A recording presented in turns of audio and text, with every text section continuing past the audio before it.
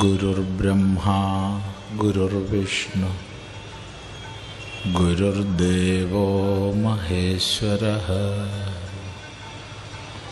ഗുരുസാക്ഷാത് പരം ബ്രഹ്മ തസ്മൈ ശ്രീ ഗുരവേ നമഃ. ഓം സദാശിവസമാരംഭാം ശങ്കരാചാര്യമധ്യമാം അസ്മദാചാര്യപര്യന്താം വന്ദേ ഗുരുപരമ്പരാം. ഹോ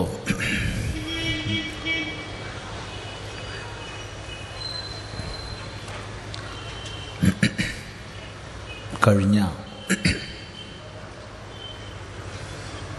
5 സന്ധ്യകളിലും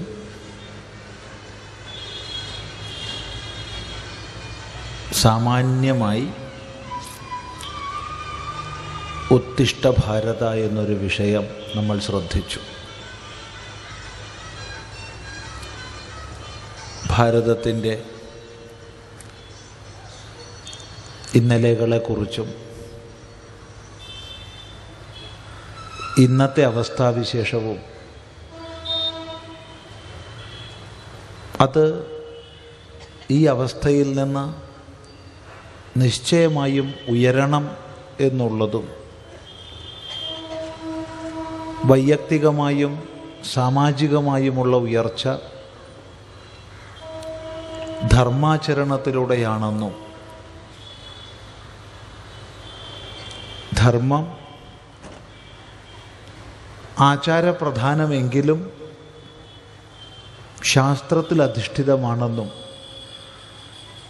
അതുകൊണ്ട് ശാസ്ത്രജ്ഞാനം, ശാസ്ത്രപ്രചരണം ഇതാണ് നമ്മുടെ അവശ്യ കർത്തവ്യമെന്നും പല ദിശകളിലൂടെ നാം ആവർത്തിച്ചാവർത്തിച്ച് ചിന്തിച്ചു.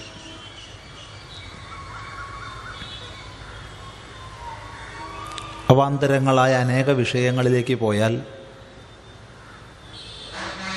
എത്ര മാസം വേണമെങ്കിലും നമുക്ക് ഒത്തുചേരാം. ദിവസങ്ങളല്ല, എത്ര മാസങ്ങൾ വേണമെങ്കിലും. അത്രയ്ക്കധികം വിപുലമായ ഒരു വിഷയമാണിത്.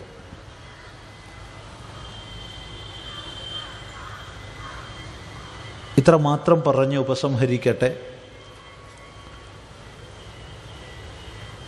നമ്മുടെ ഉയർച്ച നമ്മൾ തന്നെ ഉണ്ടാക്കേണ്ടതാണ്. മറ്റാരും നമ്മെ ഉയർത്താൻ വരില്ല, പ്രതീക്ഷിച്ചിരിക്കുകയും വേണ്ട. ഭഗവാൻ നമുക്ക് നൽകിയ സന്ദേശം ഉദ്ധരേത് ആത്മനാ ആത്മാനം എന്നുള്ളതാണ്. ഇത് വ്യക്തിക്കും സമാജത്തിനും ഒരുപോലെ സ്വീകാര്യമാണ്. നിന്നെക്കൊണ്ട് നിന്നെ ഉയർത്തിയാലും, സ്വയം തന്നെത്താൻ ഉയർത്തിയാലും, ന ആത്മാനമവസാദയേത്, ഒരിക്കലും തന്നെ ക്ഷയിപ്പിക്കരുത്. ഉയർത്തിയാലും ക്ഷയിപ്പിക്കരുത് എന്നൊക്കെ പറയുന്നത് നമ്മുടെ ജീവിതത്തെ നാം നിശ്ചയിക്കുന്നതിനനുസൃതമായി ഉയർത്താനും ക്ഷയിപ്പിക്കാനും സാധിക്കും എന്നതിനാലാണ്. അഥവാ നമുക്ക് നമ്മുടെ ജീവിതത്തെ സ്വയം ഉയർത്താൻ സാധിക്കില്ലായിരുന്നു, അഥവാ നമുക്ക് നമ്മുടെ ജീവിതത്തെ ക്ഷയിപ്പിക്കാൻ സാധിക്കില്ലായിരുന്നു എങ്കിൽ ഉയർത്തിയാലും ക്ഷയിപ്പിക്കരുതേ എന്നുള്ള വാക്കുകൾ അർത്ഥശൂന്യമാകുമായിരുന്നു. ഇവിടെയാണ് ശ്രദ്ധിക്കേണ്ടത്. നമ്മുടെ ജീവിതത്തിൽ ഉയർച്ചയും താഴ്ചയുമെല്ലാം നമ്മുടെ സങ്കല്പത്തിനും പ്രവർത്തനങ്ങൾക്കും അനുസൃതമാണ്. ജീവിതത്തിൽ എന്തിനെ നാം തിരഞ്ഞെടുക്കുന്നുവോ അതിനനുസൃതമാണ്. തിരഞ്ഞെടുക്കാനുള്ള സ്വാതന്ത്ര്യം നമുക്കുണ്ട്. തിരഞ്ഞെടുക്കാനുള്ള സ്വാതന്ത്ര്യം നമുക്കുണ്ട്. എന്തിനെ തിരഞ്ഞെടുക്കുന്നുവോ അതിനനുസൃതമാണ് നമ്മുടെ ജീവിതഗതി. അതുകൊണ്ട് ഉത്തിഷ്ഠ എന്ന വാക്യം ശ്രവിക്കുന്ന നമ്മൾ ഈ വാക്യത്തെ കൂട്ടിച്ചേർത്ത് മനസ്സിലാക്കണം. ഉദ്ധരേത് ആത്മന ആത്മാന.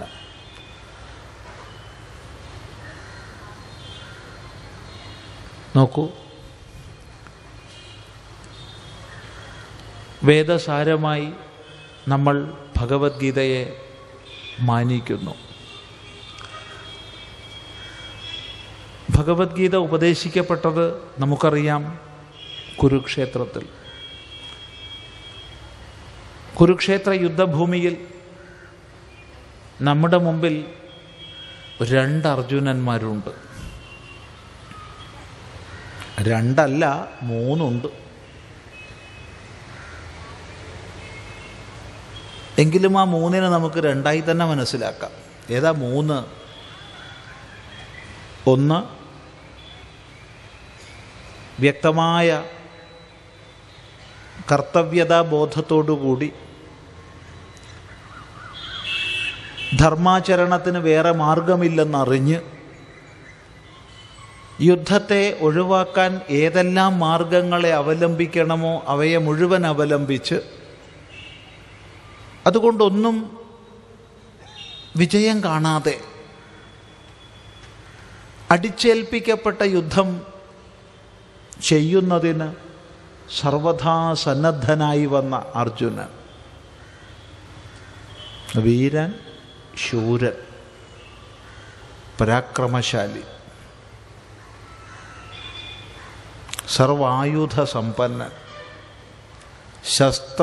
ശാസ്ത്ര പ്രവീണൻ. ഇതാണ് നമ്മൾ കാണുന്ന ഒന്നാമത്തെ അർജുനൻ. പിന്നീട് നമ്മൾ കാണുന്ന അർജുനൻ നിറഞ്ഞു കലങ്ങിയ കണ്ണുകളോടുകൂടി ഉദ്വിഗ്നമാനസനായി മമത്വാവിഷ്ടനായി ശോകസന്തപ്തനായി തൻ്റെ കർമ്മോപാധികളെ താഴെ വെച്ച് കർത്തവ്യമനുഷ്ഠിക്കില്ല എന്ന് ശഠിച്ച് ഒരു തരം ജാഡ്യത്തിൻ്റെ, ഇതികർത്തവ്യത മൂഢതയുടെ, എന്നാൽ ഉദാരങ്ങളായ മുഖംമൂടികളെ അണിഞ്ഞ് തന്നെ മറ്റുള്ളവരുടെ മുമ്പിൽ പ്രദർശിപ്പിക്കുന്ന അർജുനൻ. അവൻ മൂഢനാണ്.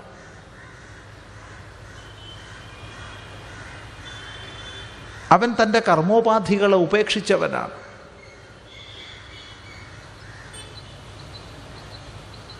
ആയുധമേന്തിയ ധാർത്തരാഷ്ട്രന്മാർ തന്നെ യുദ്ധത്തിൽ കൊന്നാലും അത് തനിക്ക് ശ്രേയസ്കരമായിരിക്കുമെന്ന് പറയുന്നവനാണ്.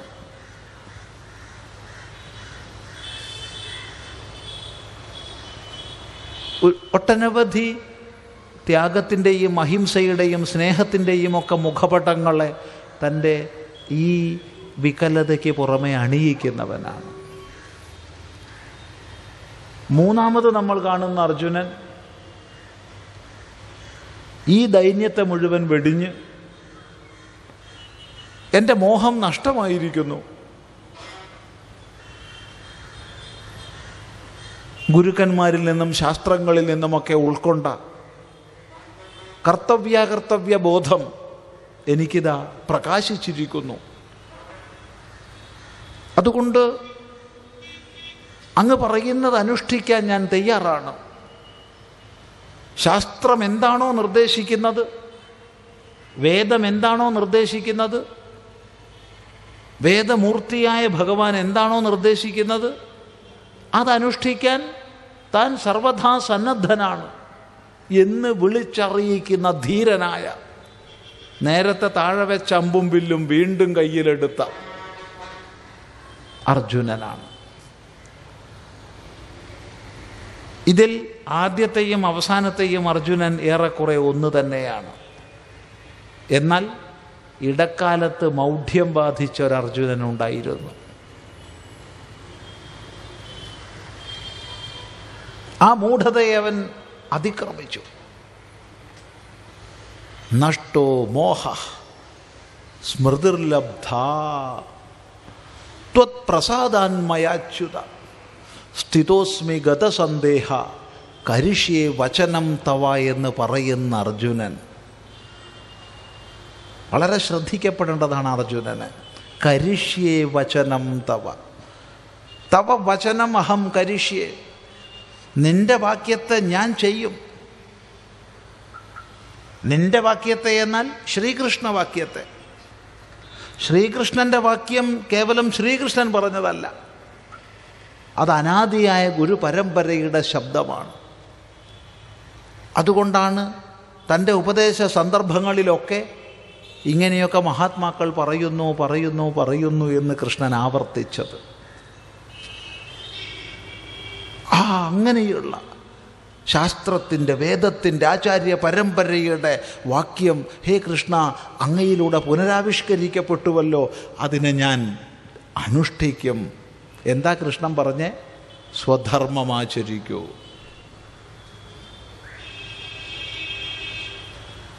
സ്വധർമ്മമാചരിക്കൂ എന്ന സന്ദേശത്തെ ഞാനിതാ ഉൾക്കൊണ്ടിരിക്കുന്നു. കരിഷ്യേ വചനം തവ. വളരെ ശ്രദ്ധിക്കേണ്ട പ്രയോഗമാണത്. കരിഷ്യാമി എന്നല്ല, കരിഷ്യേ. രണ്ടും വ്യത്യാസമുണ്ട്. നീ പറഞ്ഞു, അതുകൊണ്ട് ഞാൻ ചെയ്യാം. നിനക്ക് വേണ്ടി ചെയ്യാം, മറ്റുള്ളവർക്ക് വേണ്ടി ചെയ്യാം, വംശത്തിന് വേണ്ടി ചെയ്യാം. അങ്ങനെയൊക്കെയാണെങ്കിൽ കരിഷ്യാമി എന്നായിരുന്നു പ്രയോഗിക്കേണ്ടിയിരുന്നത്. അർജുനൻ വ്യക്തമായി ബോധത്തെ തിരിച്ചു ലഭിച്ചവനായിരിക്കുന്നു എന്ന് സൂചിപ്പിക്കുന്ന പ്രയോഗമാണ് കരിഷ്യാമി എന്ന് പറയാതെ കരിഷി എന്ന് പറഞ്ഞ പ്രയോഗം.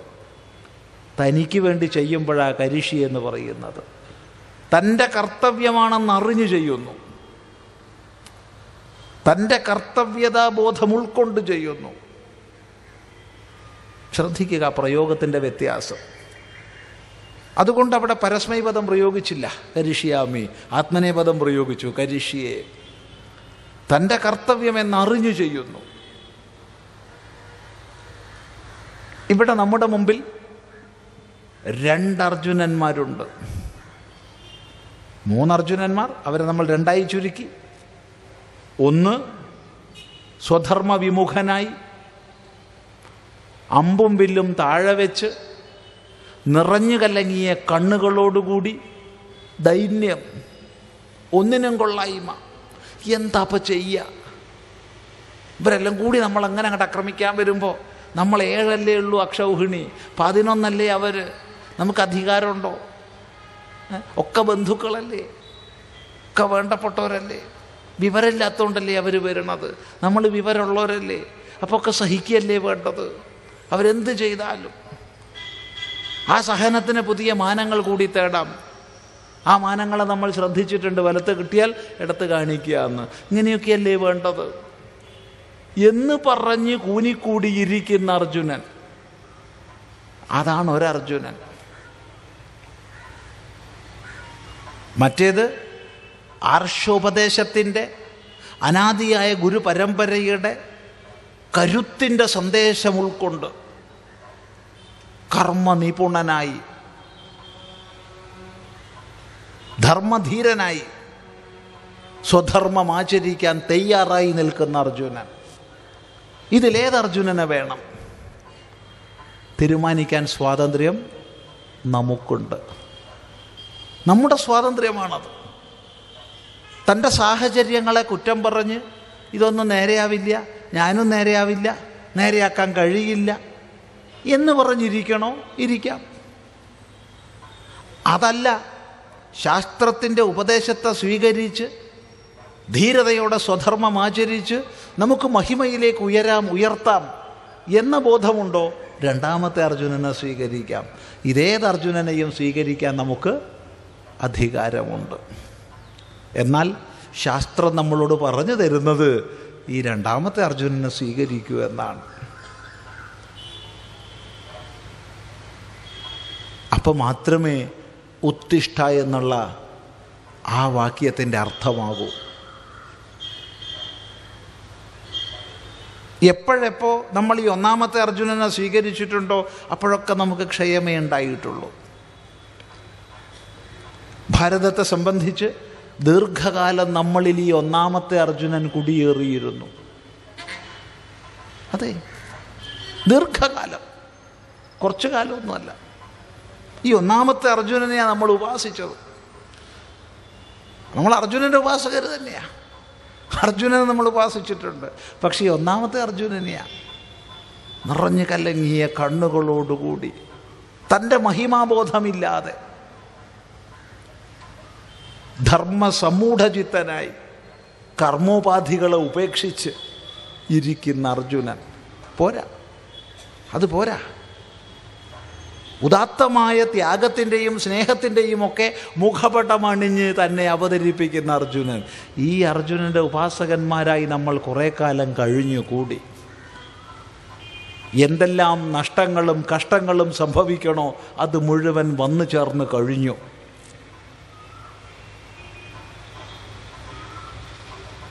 അതെ, ഏത് മേഖലയിലായാലും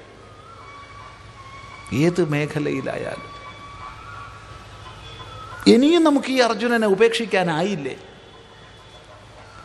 ഇനിയും നമുക്ക് ഭഗവാന്റെ ശബ്ദം കേൾക്കാനായില്ലേ? ഇനിയും നമുക്ക് നഷ്ടോ മോഹ സ്മൃതിർലബ്ധ എന്ന് പറഞ്ഞ് ഉയരാനായില്ലേ? ആയില്ലെങ്കിൽ ഉണരണ്ട, അത്രയേ ഉള്ളൂ. ഇനിയും ആയില്ലെന്നാണ് തോന്നുന്നതെങ്കിൽ ഉണരേണ്ട ആവശ്യമില്ല. ദീർഘസുഷുപ്തിയിൽ നമുക്ക് നീണ്ടു നിവർന്ന് കിടക്കാം. അത് പലർക്കും സന്തോഷകരമായിരിക്കും. ശ്രദ്ധിക്കുക, തെരഞ്ഞെടുക്കേണ്ടവർ നമ്മളാണ്. ഈ രണ്ടർജുനൻ്റെ മാതൃക നമ്മുടെ മുമ്പിൽ വെച്ചു തന്നു. വിചാരം ചെയ്ത്, കർത്തവ്യാചരണം ചെയ്ത്, ശാസ്ത്രബോധത്തെ സമാശ്രയിച്ച്, മരണമൊരിക്കലേ ഉള്ളൂ എന്നറിഞ്ഞ്, അത് ധർമ്മത്തിലും ധർമ്മത്തിന് വേണ്ടിയുമായാൽ അത് ധന്യമായെന്നറിഞ്ഞ് ജീവിക്കാൻ നമുക്ക് സാധിച്ചാൽ ഉത്തിഷ്ഠ ഭാരത എന്നുള്ള സന്ദേശം നമ്മൾ ഉൾക്കൊണ്ടെന്ന് പറയാം.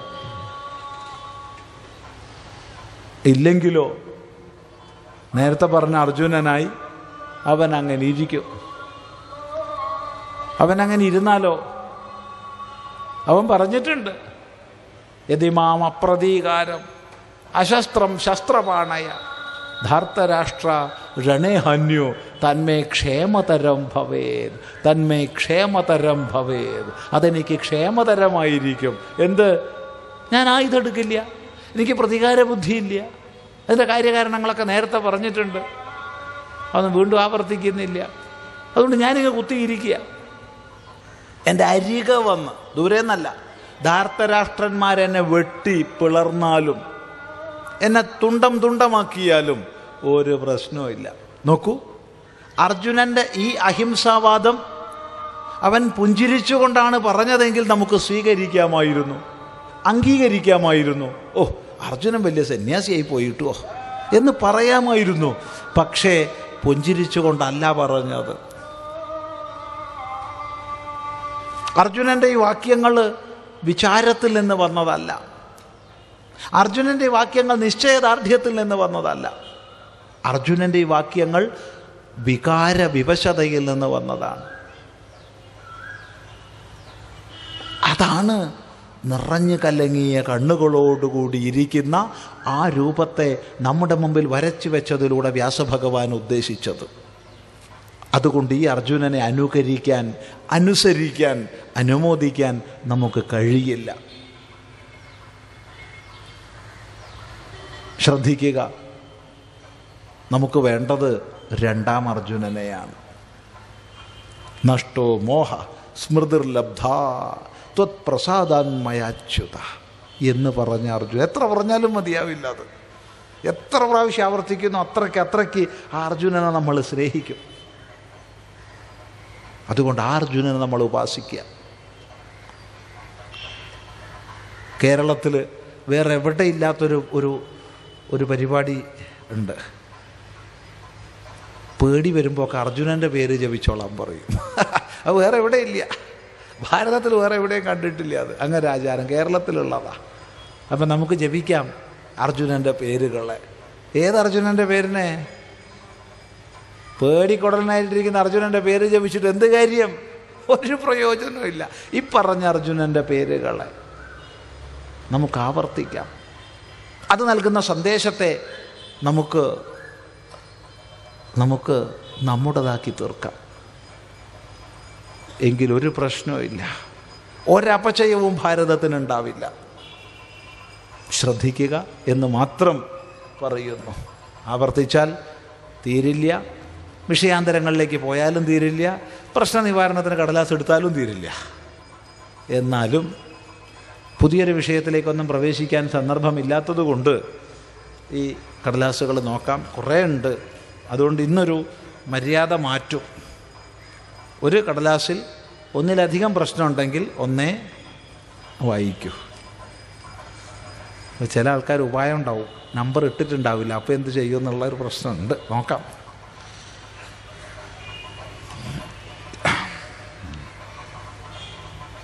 കേരളത്തിൻ്റെ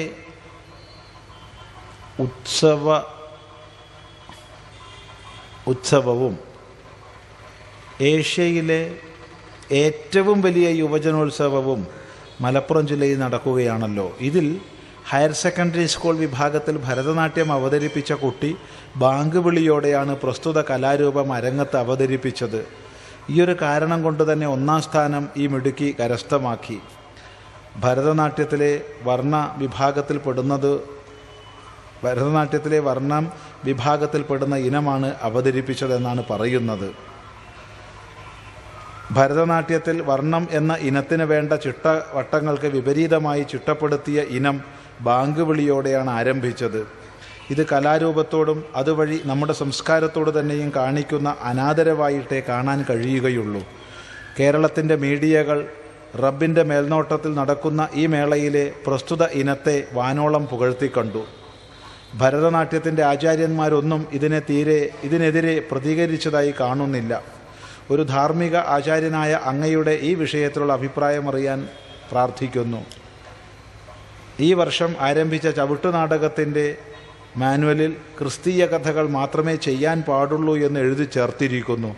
ചവിട്ടുനാടകം, ഹിന്ദു ഇതിഹാസ കഥകൾ പണ്ടുകാലത്ത് അവതരിപ്പിച്ചത് ഇന്ന് വിസ്മൃതമാക്കപ്പെട്ടിരിക്കുന്നു. ഇതൊക്കെ എന്തിൻ്റെ സൂചനയാണ്? വളരെ വളരെ ഗൗരവതമമായ നിലയ്ക്ക് ചർച്ച ചെയ്യേണ്ടുന്ന വിഷയമാണ്.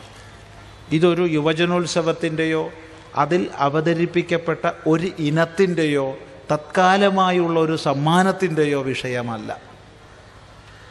മറിച്ച് ഭാരതമായി ഇരിക്കുന്നത് ഒട്ടനവധി കലാരൂപങ്ങളിലൂടെയും സാഹിത്യ മഹിമയിലൂടെയും ഒക്കെയാണ്. അതനിഷേധ്യമാണ്. കലാമേഖലയിൽ പരീക്ഷണങ്ങളാവാം. പരീക്ഷണങ്ങളെ നമ്മളാരും ഒരിക്കലും എതിർക്കാറില്ല. അങ്ങനെ പരീക്ഷണങ്ങളിലൂടെ പുതിയ കലാരൂപങ്ങളുടെ സൃഷ്ടി സംഭവിക്കാറുണ്ട്.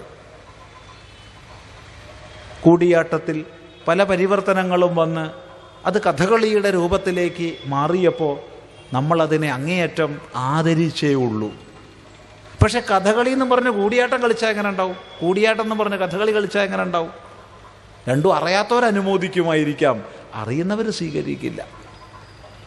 അവിടെ നിന്ന് പിന്നെയും മാറി കൃഷ്ണനാട്ടം എന്നുള്ള രൂപത്തെ പ്രാപിച്ചപ്പോൾ അത് വേറെ തന്നെയാണ്. പരീക്ഷണങ്ങളെ എന്നും നമ്മൾ അനുമോദിച്ചിട്ടുണ്ട്. പക്ഷേ നമ്മൾ ആ കലാരൂപങ്ങളോട് നീതി പുലർത്തിയിട്ടുണ്ട്. ഈ അടുത്ത കാലത്ത് നമുക്കറിയാം, കേരളത്തിൽ കഥകളിയുടെയും ഭരതനാട്യത്തിൻ്റെയും സമഞ്ജസമായ ചർച്ചയിലൂടെ ഗുരു ഗോപിനാഥിൻ്റെയും ചേമഞ്ചേരി കുഞ്ഞിരാമൻ നായരുടെയും പരിശ്രമത്തിൻ്റെ ഫലമായി കേരള നടനം ഉണ്ടായി. ഈ രണ്ട് മഹാന്മാരുടെ പരിശ്രമത്തിൻ്റെ ഫലമാണത്. ഗുരു ഗോപിനാഥിൻ്റെയും ചേമഞ്ചേരി കുഞ്ഞിരാമൻ നായരുടെയും. നമ്മളതിനെ സ്വീകരിക്കുന്നു.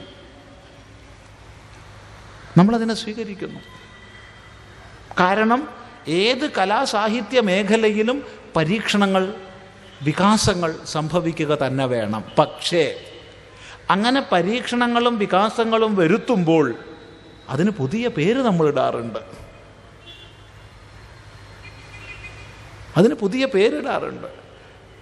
ഭരതനാട്യം എന്നത് ഭരതമുനിയാൽ വിശേഷമായ രീതിയിൽ ചിട്ടപ്പെടുത്തപ്പെട്ടതും ഇത്രയും നൂറ്റാണ്ടുകളായി അനേക കലോപാസകന്മാർ അതിൻ്റെ പരിശുദ്ധിയിൽ നിലനിർത്തിയതുമായ ഒരു രൂപമാണ്. അതാണ് മലപ്പുറം ജില്ലയിലെ MSP ഗ്രൗണ്ടിൽ എത്തിയപ്പോഴത്തേക്ക് ബാങ്ക് വിളിയോടുകൂടി ആരംഭിച്ചു. ഇതെന്തെന്ന് മനസ്സിലാവാതെ ജഡ്ജസ് നോക്കിയപ്പോൾ ഭരതനാട്യ. അതിൻ്റെ ഉള്ളിൽ ഇസ്ലാമികമായ നമസ്കാരക്രിയയും ചെയ്തു. വിധി വന്നപ്പോൾ ഉറപ്പ്, 1ാം സമ്മാനം. ഇത് ഒരു സമ്മാനത്തിൻ്റെയോ ഒരു വർഷത്തെ പ്രദർശനത്തിൻ്റെയോ വിഷയമല്ല. ഇതിന് 1ാം സ്ഥാനം ലഭിച്ചത് അംഗീകരിക്കപ്പെടുന്ന പക്ഷം അടുത്ത വർഷം ഇത് തന്നെ ആവർത്തിക്കപ്പെടും.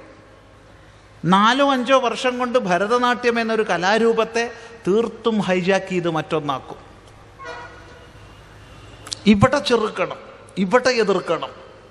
പക്ഷേ നമ്മുടെ മൂല്യബോധത്തെക്കാൾ ഉപരി താത്കാലികങ്ങളായ കാര്യലാഭങ്ങളും വികലമായ മതേതര ചിന്തയും തലയ്ക്ക് പിടിച്ചവർ ഇതിൻ്റെ ഭവിഷ്യത്ത് നോക്കിക്കാണുന്നില്ല. അവർ കേവലം ഒരു മത്സര ഇനമായിട്ട് കാണുന്നു. ഇതൊരു മത്സര ഇനമല്ല, ഇതൊരു സംസ്കാരത്തെ ഹൈജാക്ക് ചെയ്യാണ്. അതെ, മോഹിനിയാട്ടത്തിന് മോഹിനിയാട്ടത്തിൻ്റെതായ ചിട്ടപ്പെടുത്തലുണ്ട്. ശാസ്ത്രീയ സംഗീതത്തിൽ അതിൻ്റെതായ ചിട്ടപ്പെടുത്തലുണ്ട്. ലളിതഗാനമാവാലോ. ഒരാൾ ലളിതഗാനം എന്ന് പാടിയിട്ട് ശാസ്ത്രീയ സംഗീതം എന്ന് പേര് കൊടുത്താൽ എങ്ങനെയാണ് ജഡ്ജസ് അംഗീകരിക്കുക?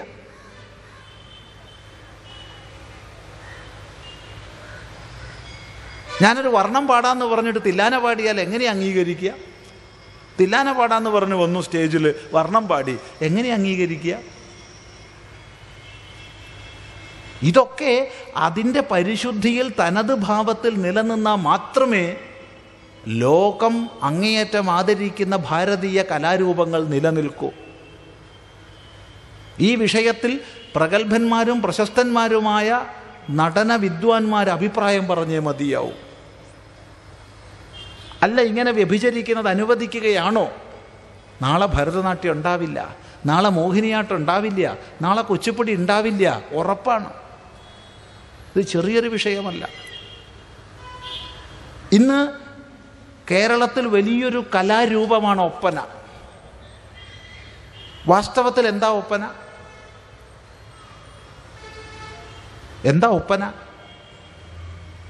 അതൊരു കലാരൂപമാണോ?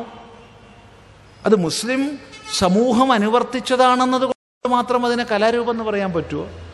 മുമ്പ് കാലത്ത് പെൺകുട്ടികൾ പ്രായപൂർത്തിയാവുന്നതിന് മുമ്പാണ് വിവാഹം കഴിക്കുന്നത്.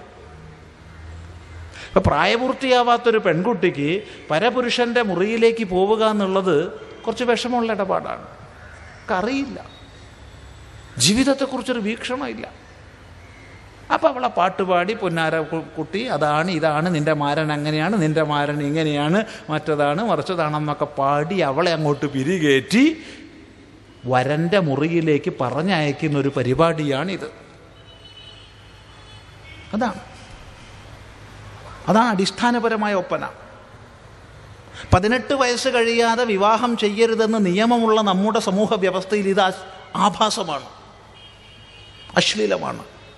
പക്ഷെ ഇതിന് തുല്യമായ മാർക്കാണ്, എളുപ്പവുമാണ്, പ്രയാസമൊന്നുമില്ല.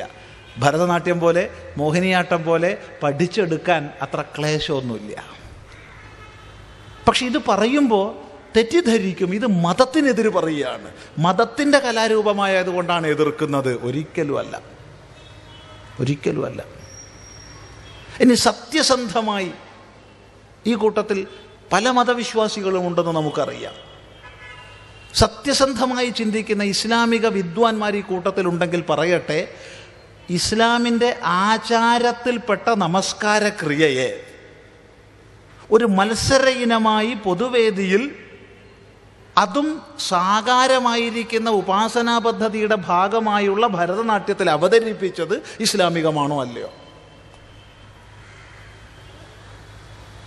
ഇതൊന്നും ചിന്തിക്കാതെ, അഥവാ ഇതിൻ്റെ അപ്പുറം ചിന്തിച്ച് നമ്മുടെ സ്വത്വത്തെ നശിപ്പിക്കുക എന്നൊരു ഉദ്ദേശം വെച്ച് ഇതൊക്കെ അരങ്ങേറുമ്പോൾ അതിന് കൂട്ടുനിൽക്കുന്ന ജഡ്ജസ് ആര്? അതിന് ഒന്നാം സമ്മാനം കൊടുക്കുന്ന ജഡ്ജസ് ഈ ഭരതനാട്യം എന്ന കലാരൂപത്തെ നശിപ്പിക്കുന്നവരല്ലേ? ചിന്തിക്കുക. വളരെ ഗൗരവമായി ആലോചിക്കേണ്ടതും പ്രതികരിക്കേണ്ടതുമാണ്. പ്രതികരിക്കേണ്ടവർക്ക് നാളെയും കൂടിയേ സമയമുള്ളൂ. നാളെ ഇത് കഴിഞ്ഞാൽ അടുത്ത കൊല്ലം വീണ്ടും അരങ്ങേറും. ഒരു ബാങ്കാണെങ്കിൽ അനേകം ബാങ്കുകൾ ഉയരും. നല്ലത് തന്നെ. ബാങ്ക് കേൾക്കുമ്പോൾ എല്ലാവരും നമസ്കരിക്കാൻ ഓടിപ്പോയാൽ നന്നായിരുന്നു, അതൊട്ടില്ലേനും. അങ്ങനെയാണോ ബാങ്ക് വിളിക്കണത്? എന്തിനാച്ചാൽ നമസ്കാര സമയമായി എന്ന് അറിയിക്കാനാണ്, അല്ലാണ്ട് ബാങ്ക് വിളിക്കരുത്. ആ സമയത്ത് ബാങ്ക് വിളിയില്ല, അത് ഇസ്ലാമികമല്ല. ഈ പറയുന്നതിൽ എന്തെങ്കിലും തെറ്റുണ്ടെങ്കിൽ ഇസ്ലാമിക വിദ്വാൻമാർക്ക് ചൂണ്ടിക്കാണിക്കാം, സ്വാമി പറഞ്ഞ തെറ്റാണെന്ന്. അതുകൊണ്ട് ഇത് മതവിരോധം കൊണ്ട് പറയല്ല. ഏതിനും അതിൻ്റെ പരിശുദ്ധി പാലിക്കണം. ആ പരിശുദ്ധിയെ നശിപ്പിച്ചാൽ ഒന്നും നിലനിൽക്കില്ല. ആ ഒറ്റ ആശയം കൊണ്ട് പറയുന്നതാണ്. ശ്രദ്ധിക്കുക. ഇവിടെ സാന്ദർഭികമായി നമ്മൾ മനസ്സിലാക്കിയിട്ടുള്ള, ആധികാരികമായി അത്രയ്ക്കധികം അറിവൊന്നും ഈ വക വിഷയങ്ങളിൽ നമുക്കില്ല. എങ്കിലും മനസ്സിലാക്കിയിട്ടുള്ളൊരു വിഷയമുണ്ട്. കലാമണ്ഡലത്തിൽ തന്നെ ഷേക്സ്പിയറുടെ ചില കൃതികളൊക്കെ ഭരതനാട്യത്തിലേക്ക് പരിവർത്തിതമാക്കാനുള്ള പരീക്ഷണങ്ങൾ നടന്നിരുന്നു. പക്ഷെ ഒരു തരത്തിലും അത് ശരിയാവില്ല എന്നുള്ളത് കൊണ്ട് അവർ ഉപേക്ഷിച്ചതാണ്. ഇങ്ങനൊരു സംഭവം അവിടെ പഠിച്ചവരും അതിനെ സംബന്ധിച്ച് നിപുണന്മാരുമായവരായ പലരിലുമായിട്ടുള്ള സംഭാഷണങ്ങളിൽ നമ്മൾ മുമ്പ് മനസ്സിലാക്കിയിട്ടുണ്ട്. എത്രമാത്രം എന്നറിയില്ല, കാരണം അതിന് ആധികാരികമായ രേഖയൊന്നും കാണിക്കാനില്ല. സംഭാഷണങ്ങളിലൂടെ മനസ്സിലാക്കിയിട്ടുള്ളതാണ്. കാരണം ഒന്നിനൊരു തനത് രൂപമുണ്ട്, അതിനെ നമ്മൾ വ്യഭിചരിക്കരുത്. ഏത് വിഷയത്തിലും ശ്രദ്ധിക്കേണ്ടതാണ്. അത്രയേ പറയുന്നുള്ളൂ.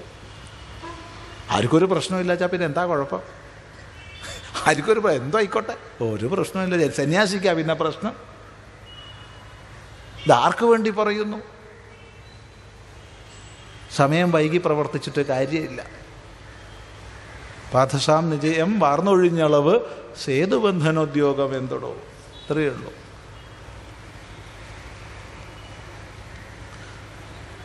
സർവമത സമ്മേളനത്തിൽ സ്വാമി വിവേകാനന്ദൻ്റെ പ്രസംഗം കേട്ട് ഹിന്ദുധർമ്മം എന്താണെന്ന് മനസ്സിലാക്കുകയും മുഴുവൻ ആളുകളും ഹിന്ദുമതത്തിലേക്ക് വരാൻ തയ്യാറായപ്പോൾ സ്വാമി വിവേകാനന്ദൻ അതിന് തയ്യാറല്ലായിരുന്നു. അദ്ദേഹം അങ്ങനെ ചെയ്തത് എന്തുകൊണ്ടാണ്? മുഴുവൻ ആൾക്കാരൊന്നും ഹിന്ദുധർമ്മത്തിലേക്ക് വരാൻ തയ്യാറായിട്ടില്ല. അതൊക്കെ അതിശയോക്തിപരമായി വർണ്ണിക്കുന്നതാണ്. എന്നാൽ പിന്നീട് ഈ ഷിക്കാഗോ പാർലമെൻറ്റിന് ശേഷം നിരന്തരം സ്വാമിജി പല സ്ഥലത്തും ക്ഷണിക്കപ്പെടുകയും ഒട്ടനവധി പ്രഭാഷണ പരമ്പരകളിലൂടെ അവിടുത്തെ ജനങ്ങളുമായി അടുക്കുകയും സ്വാമിജിക്ക് ഒട്ടനവധി അന്തരംഗ ശിഷ്യന്മാരുണ്ടാവുകയും ചെയ്തു. ഒട്ടനവധി. ആ അന്തരംഗ ശിഷ്യന്മാർ ഹിന്ദു ധർമ്മത്തെ ആശ്ലേഷിക്കാൻ തയ്യാറായി. സ്വാമിജി അതിനെ പ്രോത്സാഹിപ്പിച്ചിട്ടില്ല. പക്ഷേ അവിടെയുള്ള നൂറുകണക്കിന് പേർക്ക് സ്വാമിജി ഗായത്രി മന്ത്രം തുടങ്ങിയവ ഉപദേശിച്ചിട്ടുണ്ട്, പഞ്ചാക്ഷരി മന്ത്രം തുടങ്ങിയവ ഉപദേശിച്ചിട്ടുണ്ട്, നൂറുകണക്കിന് പേർക്ക്.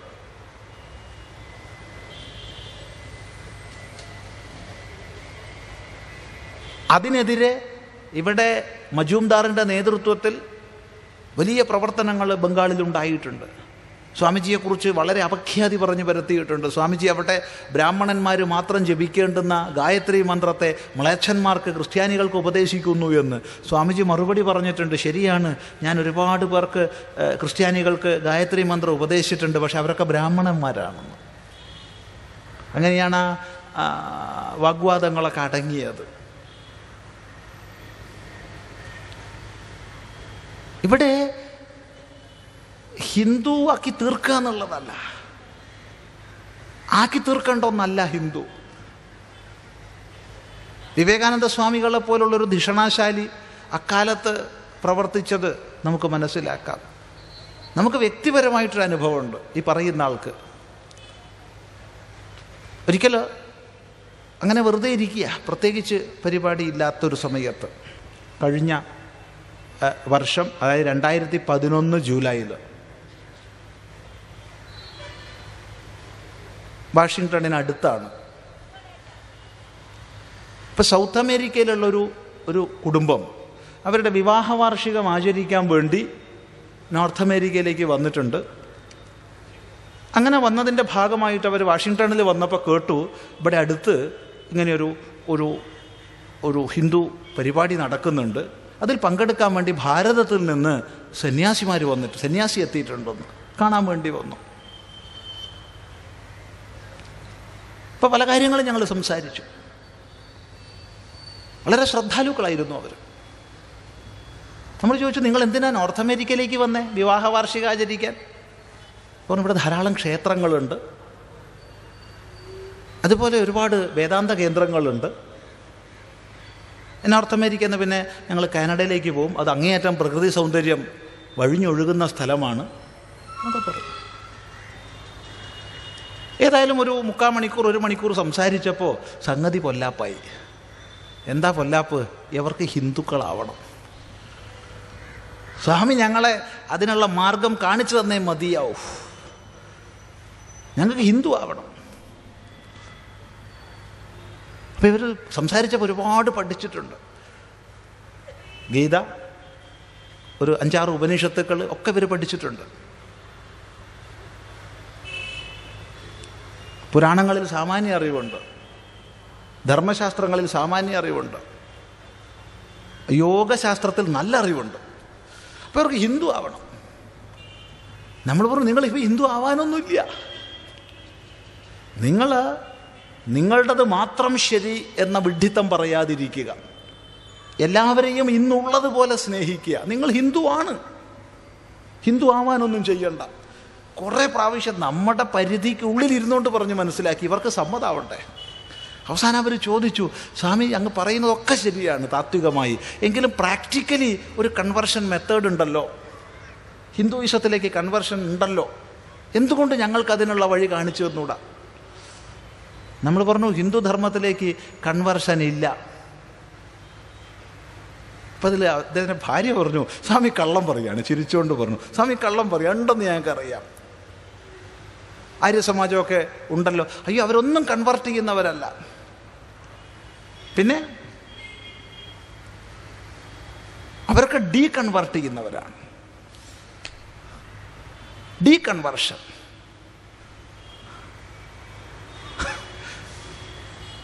നോട്ട് കൺവേർഷൻ, റീകൺവേർഷനും അല്ല, പിന്നെ ഡീകൺവേർഷൻ.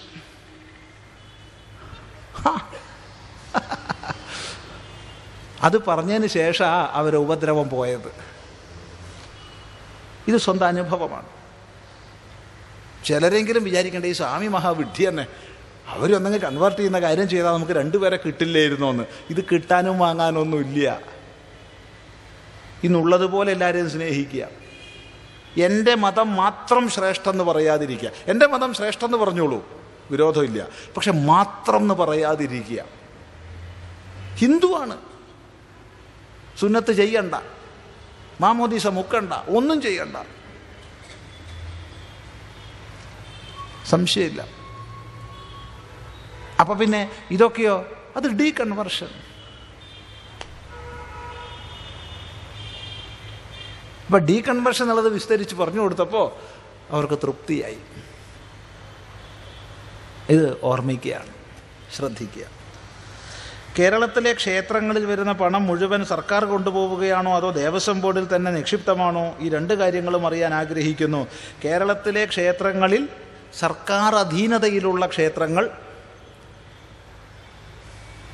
സ്വകാര്യ കമ്മിറ്റികളും ട്രസ്റ്റുകളും നടത്തുന്ന ക്ഷേത്രങ്ങൾ, കുടുംബങ്ങൾ നടത്തുന്ന ക്ഷേത്രങ്ങൾ, വ്യക്തി നടത്തുന്ന ക്ഷേത്രങ്ങൾ, ഇങ്ങനെയൊക്കെ ഉണ്ട്. പലതരത്തിലുണ്ട്. ഇതിൽ ഗവൺമെൻറ്റിൻ്റെ നേരിട്ടുള്ള കൺട്രോളിലുള്ള ക്ഷേത്രങ്ങൾ Thiruvithamkoor Devaswom board, Cochin Devaswom board, Guruvayur Devaswom board, Koodalmanikyam Devaswom board, Malabar Devaswom board, ഈ 5 ബോർഡുകളുടെ കീഴിലുള്ളതാണ് ഗവൺമെൻറ് കൺട്രോളിലുള്ള ക്ഷേത്രങ്ങൾ. ഈ ക്ഷേത്രങ്ങളുടെ പണം സംശയമൊന്നുമില്ല സർക്കാരാണ് കൈകാര്യം ചെയ്യുന്നത്. സ്വാമി വിഡ്ഢിത്തം പറയരുത്, നിങ്ങളെപ്പോലുള്ളവർ അസത്യം പറഞ്ഞിട്ട് ഇത് പ്രചരിപ്പിക്കുകയാണ്. ഒരു നായാ പൈസ പോലും സർക്കാർ എടുക്കുന്നില്ല. പ്രത്യേകം ദേവസ്വം ഫണ്ടുകൾ വേറെ തന്നെ അക്കൗണ്ടാണ്. ചിലരൊക്കെ പറയാറുണ്ട്, ഒറ്റ മറുപടിയേ ഉള്ളൂ, ശരിയാണ്. ദേവസ്വം അക്കൗണ്ട് വേറെ തന്നെയാണ്, സർക്കാരിൻ്റെ മൊത്തം അക്കൗണ്ടുമായി കലരുന്നേയില്ല. 100% നമ്മൾ അംഗീകരിക്കുന്നു. ഏതുപോലെ ഞാനൊരു ബാങ്കിൽ അക്കൗണ്ട് എടുത്തു, എൻ്റെ പേരിലാണ് അക്കൗണ്ട്. ക്യാഷ് ഫ്ലോ ആരുടെ കയ്യിലാണ്? ബാങ്കിൻ്റെ കയ്യിലാണ്. അവനാ കാശാണ് എടുത്തിട്ട് ലെൻഡ് ചെയ്യുന്നത്. ഇതുപോലെ ദേവസ്വം ഹെഡ് വേറെ തന്നെയാണ്, പക്ഷെ ക്യാഷ് മൊത്തം സർക്കാരിൻ്റെ ക്യാഷ് ഫ്ലോയിലാണ്. അല്ലാന്നാരെങ്കിലും പറയുന്നുണ്ടെങ്കിൽ ഇതും മദ്യവിൽപ്പനയിൽ നിന്നുള്ള പണവും നിലച്ചാൽ നമ്മൾ ട്രഷറി പൂട്ടേണ്ടി വരും എന്നുള്ള യാഥാർത്ഥ്യം ഒന്നങ്ങ് അംഗീകരിച്ചേക്കുക. മദ്യവിൽപ്പനയിൽ നിന്നുള്ള കാശും ദേവസ്വം കാശും നിന്ന് പോയാൽ കേരള സർക്കാരിൻ്റെ ട്രഷറി പൂട്ടിയത് തന്നെ, ഒരു സംശയമില്ല. ആർക്കെങ്കിലും സംശയം ഉണ്ടെങ്കിൽ കണക്കുകൾ നോക്കിക്കോളാം. അതുകൊണ്ട് നല്ലപോലെ കുടിക്കുക, അല്ലാണ്ട് എന്താ പറയുക.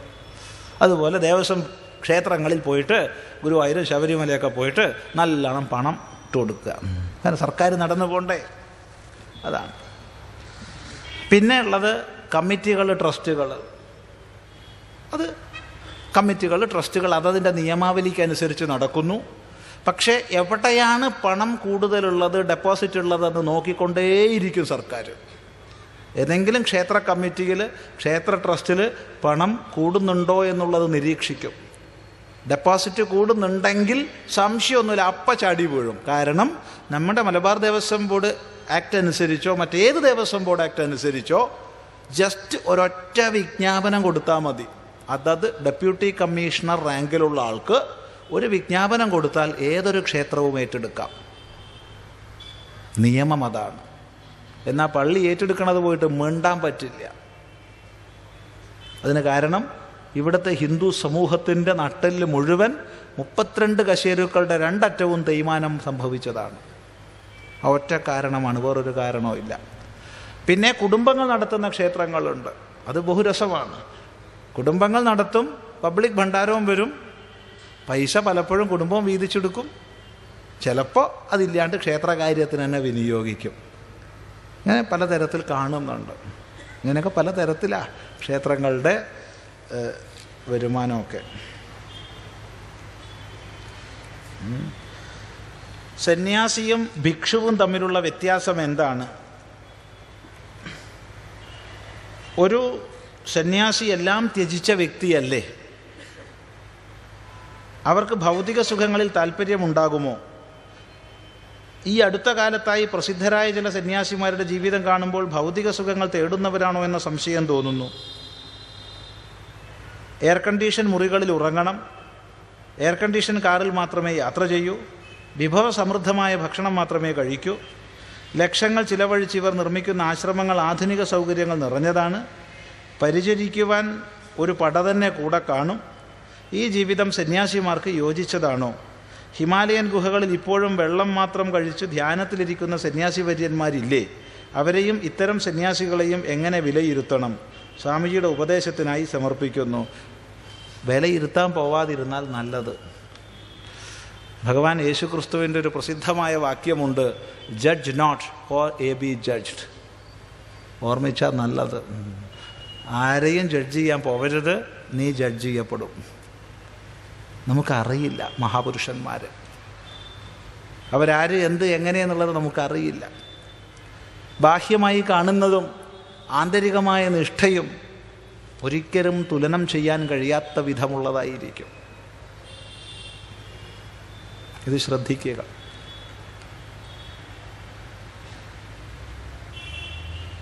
വളരെയധികം ശ്രദ്ധിക്കേണ്ട വിഷയമാണ്.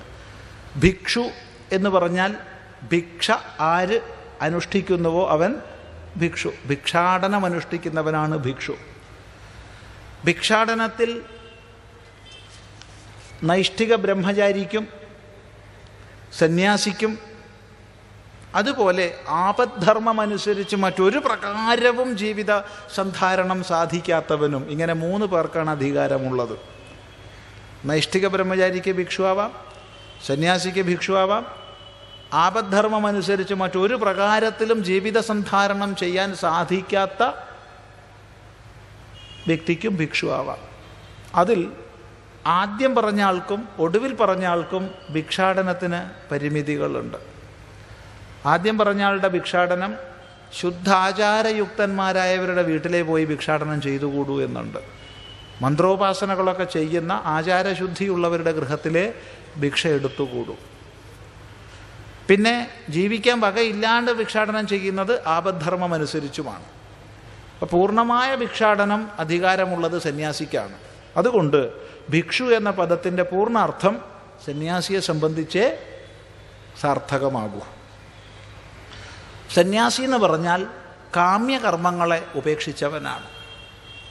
എനിക്ക് സ്വർഗം വേണം, ഈ കർമ്മം ഞാൻ ചെയ്ത് വൈദികമായ ഈ കർമ്മത്തെ ചെയ്ത് സ്വർഗം നേടണം എന്ന കാമനയെ ഉപേക്ഷിച്ചവനാണ് സന്യാസി എന്നാദ്യം പറയാം.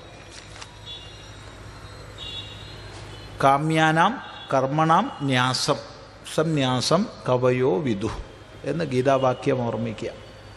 ഇനി കുറച്ചും കൂടി ആഴത്തിൽ പഠിക്കാൻ ശ്രമിക്കുമ്പോൾ മനസ്സിലാവും, തേഭ്യോ വ്യുത്ഥായ പ്രവ്രജന്തി, അവയിൽ നിന്നുയർന്നിട്ട് സന്യസിക്കുന്നു. ഏവയിൽ നിന്നുയർന്നിട്ട്? പുത്രേഷണ വിത്തേഷണ ലോകേഷണ. എൻ്റെ മക്കൾ, എൻ്റെ പണം, എൻ്റെ ലോകം, ഈ 3 കെട്ടുപാടുകളിൽ നിന്ന് മുക്തരാകുന്നവർ, ഈ 3നെ അതിക്രമിക്കുന്നവരാണ് സന്യാസിമാർ.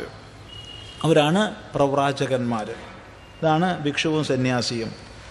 അപ്പം എല്ലാം ത്യജിച്ചവനല്ല സന്യാസി, കാമ്യകർമ്മങ്ങളെ ത്യജിച്ചവനാണ്. ഏതാനും വർഷങ്ങൾക്ക് മുൻപ് ഒരാൾ ആശ്രമത്തിൽ വന്നു. അയാൾ പറഞ്ഞു, സ്വാമിജി, ഞാൻ ലൗകിക ജീവിതം മുഴുവൻ ഉപേക്ഷിച്ച് സന്യസിക്കാൻ വന്നതാണ്, അങ്ങ് എനിക്ക് അതിലേക്ക് ദീക്ഷ തരണം. നമ്മൾ പറഞ്ഞു, ഞാൻ ലൗകികനാണ്, തനി ലൗകികൻ. ലോകത്തിലെ വായു ശ്വസിക്കുന്നു, ലോകത്തിലെ വെള്ളം കുടിക്കുന്നു, ലോകത്തിലെ ഭക്ഷണം കഴിക്കുന്നു. നിങ്ങൾ എങ്ങനെ ലൗകികം ഉപേക്ഷിക്കും? എങ്ങനെ ലൗകികം ഉപേക്ഷിക്കുക? ലോകസിദ്ധമായതിനെ അനുഭവിച്ചുകൊണ്ട് എങ്ങനെ ലൗകികം ഉപേക്ഷിക്കും?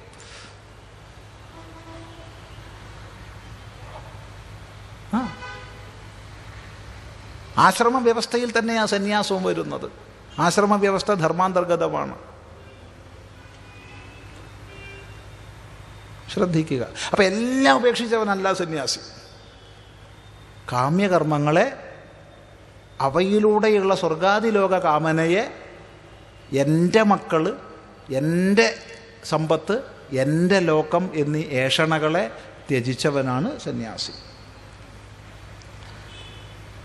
ഈ അടുത്ത കാലത്തായി പ്രസിദ്ധരായ സന്യാസിമാരുടെ ജീവിതം കാണുമ്പോൾ ഭൗതിക സുഖങ്ങൾ തേടുന്നവരാണോ എന്ന സംശയം തോന്നുന്നു. തീർച്ചയായിട്ടും അങ്ങനെയുള്ളവരുണ്ടാവും, അല്ലാത്തവരും ഉണ്ടാവും. ഏത് സാഹചര്യത്തിലും ആന്തരികമായ നിഷ്ഠ സൂക്ഷിക്കുന്ന മഹാപുരുഷന്മാരുണ്ടായിട്ടുണ്ട്, ഉണ്ടാവുകയും ചെയ്യും. ഇത് ബാഹ്യമായി നോക്കി വിലയിരുത്താൻ സാധിക്കില്ല, ഒരു പ്രകാരത്തിലും സാധിക്കില്ല. കാരണം നാം വിലയിരുത്തുന്നത് നമ്മുടെ ചിന്താഗതിക്ക് അനുസൃതമായിട്ടാണ്, നമ്മുടെ നിലവാരത്തിൽ.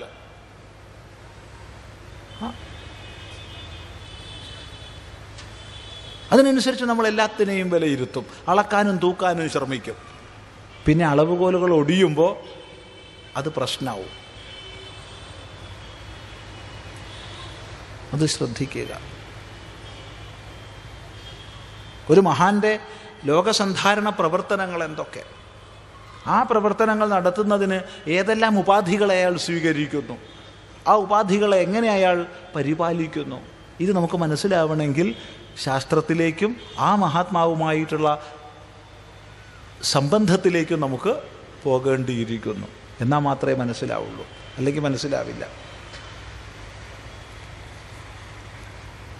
ബാക്കിയൊക്കെ അതിൻ്റെ തുടർച്ചയാണ്.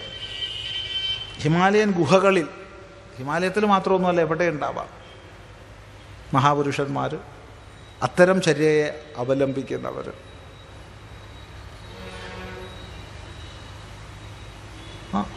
അവർ സന്യാസിമാരായിക്കൊള്ളണമെന്നില്ല.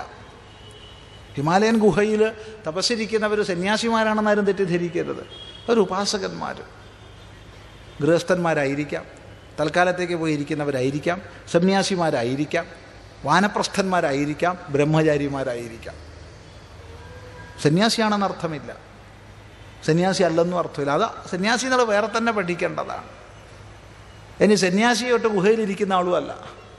സന്യാസിയുടെ പ്രാചീനചര്യ 8 മാസം സഞ്ചരിക്കുക എന്നുള്ളതാണ് പ്രാചീനചര്യ.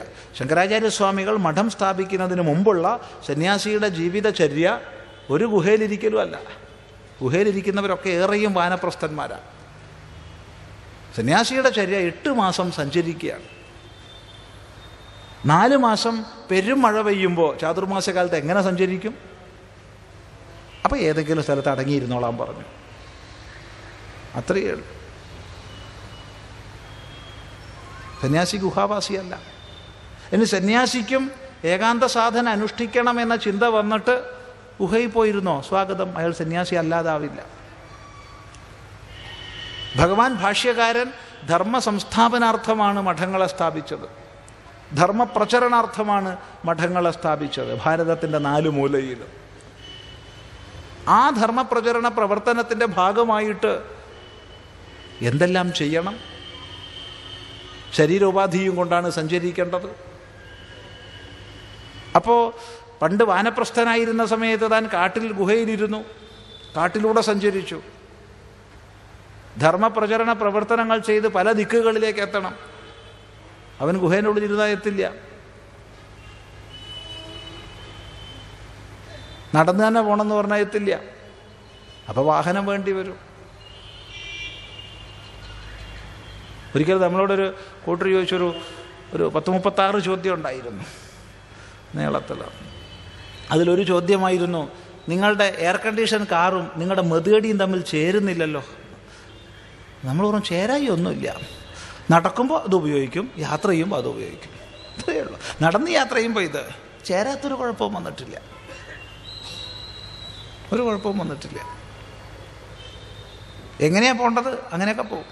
ഏത് സാഹചര്യം സിദ്ധമാകുന്നോ ആ സാഹചര്യത്തെ ഉപയോഗിക്കും. ചിലപ്പോൾ നടന്നു പോയി വരും.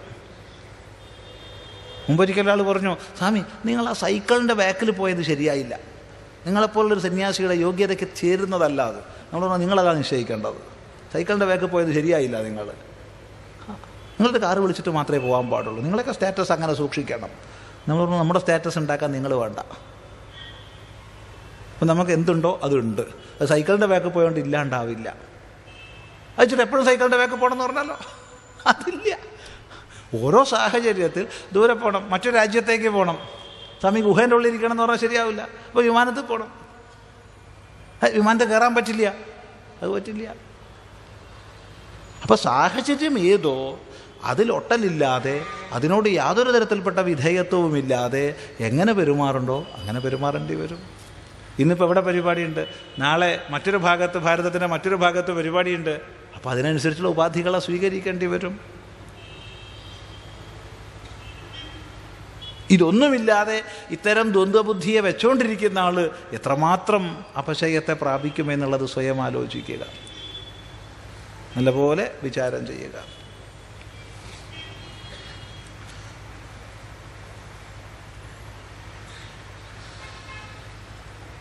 പതിമൂന്ന് 1/2013 നടന്ന സ്വാമിജിയുടെ പ്രഭാഷണത്തിൽ അപ്പോൾ ഒരു സന്തോഷമുണ്ട്. സംശയ നിവാരണം 13-ാം തീയതി വരെ എത്തി എന്ന് അറിയുന്നതിൽ. നേരത്തെയും ഒരു ഭരതനാട്യം സംബന്ധിച്ച പ്രശ്നം കണ്ടു. അപ്പോൾ ആരുടെയോ കൈകടത്തൽ ഇതിൽ വന്നിട്ടുണ്ടെന്നും മനസ്സിലായി. ഈ കടലാസിൽ ഈ വെച്ച അട്ടിയിൽ ആരെയോ കൈകടത്തൽ വന്നിട്ടുണ്ട്. കാരണം 13-ാം തീയതി ഇപ്പോഴേ വരുന്നുള്ളൂ. ഭരതനാട്യം ഈ പ്രശ്നം നടന്നത് മിനിയാന്നാണ്. അപ്പോൾ അത് മുമ്പിൽ വരണമെങ്കിൽ എന്തോ കൈകടത്തൽ ഇതിൽ നടന്നിട്ടുണ്ട് ഈ കടലാസുകളിൽ. അതെന്താണെന്ന് നമുക്കറിയില്ല, നമ്മൾ ഉത്തരവാദിയല്ല. ശരി. 13/1/2013 നടന്ന സ്വാമിജിയുടെ പ്രഭാഷണത്തിൽ ചില ആൾക്കാരൊക്കെ ചിരിക്കുന്നുണ്ട്, അവരായിട്ടും ആയിരിക്കും. ഭയത്തിൽ നിന്ന് ഭക്തിയല്ല മനോരോഗമാണ് വരിക എന്ന് സൂചിപ്പിച്ചിരുന്നു. ഹിന്ദു മതത്തിൽ ജനിച്ച ഒരു കുട്ടിയെ ചെറുപ്പത്തിൽ തന്നെ അമ്പലത്തിൽ കൊണ്ടുപോയി നിർബന്ധിച്ച് പേടിപ്പിച്ച് തൊഴുതിച്ച് ദൈവമെല്ലാം നോക്കി കാണുന്നു, എവിടെയോ ഇരിക്കുന്നൊരു ശക്തിയാണെന്ന് പഠിപ്പിക്കുകയാണ് ചെയ്യുന്നത്. അത് ഹിന്ദു മതമായോണ്ടുള്ള കുഴപ്പമാണ്. ധർമ്മശാസ്ത്രങ്ങളെ അല്പമെങ്കിലും പഠിച്ചൊരമ്മ, ധർമ്മശാസ്ത്രങ്ങളെ അല്പമെങ്കിലും പഠിച്ചൊരച്ഛൻ ഒരിക്കലും അങ്ങനെ ചെയ്യില്ല. അയാൾ വന്നോട്ടേന്നേ, അയാൾ വന്നോട്ടെ, അത് അയാളുടെ അധികാരമല്ലേ. കഴിഞ്ഞ ദിവസം ആരോ ഓടിച്ചു പാവത്തിനെ. അവർക്ക് എങ്ങനെയെങ്കിലും ഒരു ഉത്കർഷം പ്രാപിക്കണ്ടേ? എന്നും അവരാ യോനിയിൽ ഇരുന്നാൽ മതിയോ? ആശ്രമത്തിൽ അന്തര്യോഗത്തിനൊക്കെ സ്റ്റേജിന്മേൽ കയറി ഇരിക്കാറുണ്ടായിരുന്നു. സ്റ്റേജിന്മേൽ കയറി ഇരിക്കും, അടുത്തുനിന്ന് ശ്രവിക്കും. അവർക്കും വേണ്ടേ ഉത്കർഷം? ശരി, ഇരിക്കട്ടെ. അപ്പം അതുകൊണ്ട് ഇങ്ങനെ ഭയപ്പെടുത്തി ആരെങ്കിലും അമ്പലത്തിൽ തൊഴിപ്പിക്കുന്നുണ്ടോ? ശരിയല്ല. അതുകൊണ്ട് ഒരു പ്രയോജനവും കിട്ടാൻ പോകുന്നില്ലെന്ന് മാത്രമല്ല, ആ കുട്ടി വലുതാവുമ്പോൾ ഇതിന് നേരെ വിപരീതമായ വൃത്തിയിൽ ആചരിക്കും. ഒരു ദയവ് ചെയ്ത് ഒരമ്മയും ഒരച്ഛനും അങ്ങനെ ഭയപ്പെടുത്തി അമ്പലത്തിൽ കൊണ്ടുപോവുകയോ തൊഴിക്കുകയോ ചെയ്യരുത്. മറിച്ച് അവനവൻ ശ്രദ്ധയോടുകൂടി തൊഴുക. കുട്ടി അത് കണ്ട് ശീലിക്കും. എന്തിനാണെന്നൊന്നും കുട്ടി അറിയണ്ട. കുട്ടിയോട് ഈ പാരസ്പര്യം ഇതൊന്നും പറഞ്ഞു കൊടുക്കാൻ പറ്റില്ല. അത് ക്രമേണ അയാൾ മനസ്സിലായിക്കൊള്ളും. ക്രമേണ ആ കുട്ടി കേക്കെ നല്ലപോലെ ജപിക്കുക, ആ കുട്ടി കേക്കെ കീർത്തനങ്ങൾ ചൊല്ലുക. അർത്ഥമൊന്നും അറിയണ്ട, പഠിക്കട്ടെ. വലുതാവുമ്പോൾ അതിനർത്ഥം മനസ്സിലാക്കാനുള്ള സാഹചര്യം ഉണ്ടായിക്കോളും. അതുകൊണ്ട് ഒരിക്കലും ഭയപ്പെടുത്തി നിർബന്ധിക്കരുത്. അത് മതം എന്നുള്ള നിലയ്ക്ക് എടുക്കുന്നതുകൊണ്ടുള്ള പ്രശ്നമാണ്, ശാസ്ത്രമറിയാതെ. കുഞ്ഞു മനസ്സിൽ നൽകുന്ന ഏതു കാര്യത്തിൻ്റെയും കാഠിന്യം കൂടിയിരിക്കുമെന്നല്ലേ പറയുന്നത്. തീർച്ചയായിട്ടും ജീവിതാവസാനം വരെ അയാൾ അമ്പലത്തിൻ്റെ ചുറ്റുമതിലിനുള്ളിൽ ദൈവത്തെ പേടിച്ച് ജീവിക്കുകയാണ്. ഇവിടെ ഭയമല്ലേ വളരുന്നത്? തീർച്ചയായിട്ടും ഭയമാണ്. അതൊരു തരം രോഗവുമാണ്. ഈ പേടി കൊണ്ട് അമ്പലത്തിൽ പോയിരിക്കുന്നത് ഒരു തരം മാനസിക രോഗം തന്നെയാണ്, അതിൽ സംശയമൊന്നുമില്ല. ചെറുപ്പകാലം മുതൽ വേദം പഠിപ്പിക്കുവാനുള്ള ശ്രമങ്ങൾ നടത്താത്തതിനാലല്ലേ ഒരു വ്യക്തി അമ്പലത്തിൽ ജനിച്ച് അമ്പലത്തിൽ മരിക്കുന്നത്? ഇതിന് പരിഹാരം നിർദ്ദേശിച്ചു തരുവാൻ വിനീതമായി അഭ്യർത്ഥിക്കുന്നു. നേരത്തെ പറഞ്ഞു കഴിഞ്ഞു, സ്വയം ആചാരനിഷ്ഠരായി പ്രദർശിപ്പിച്ച് കാണിച്ചു കൊടുക്കുക മക്കൾക്ക്. ക്രമികമായി അറിവിൻ്റെ മേഖലകളിലേക്ക് മക്കളെ ഉപനയിക്കുക. ധാർമ്മിക ബോധം മക്കൾക്കുണ്ടാവുന്ന കഥകളെ ചെറുപ്പം തൊട്ട് പറഞ്ഞു കൊടുക്കുക. സ്നേഹം, ജ്ഞാനം, പ്രേമം ഇതൊക്കെ സ്വാഭാവികമായി വളരുന്നതിനുള്ള ചര്യകളെ കുട്ടികൾക്ക് മുമ്പിൽ കാണിച്ചു കൊടുക്കുക. അതേ വേണ്ടൂ.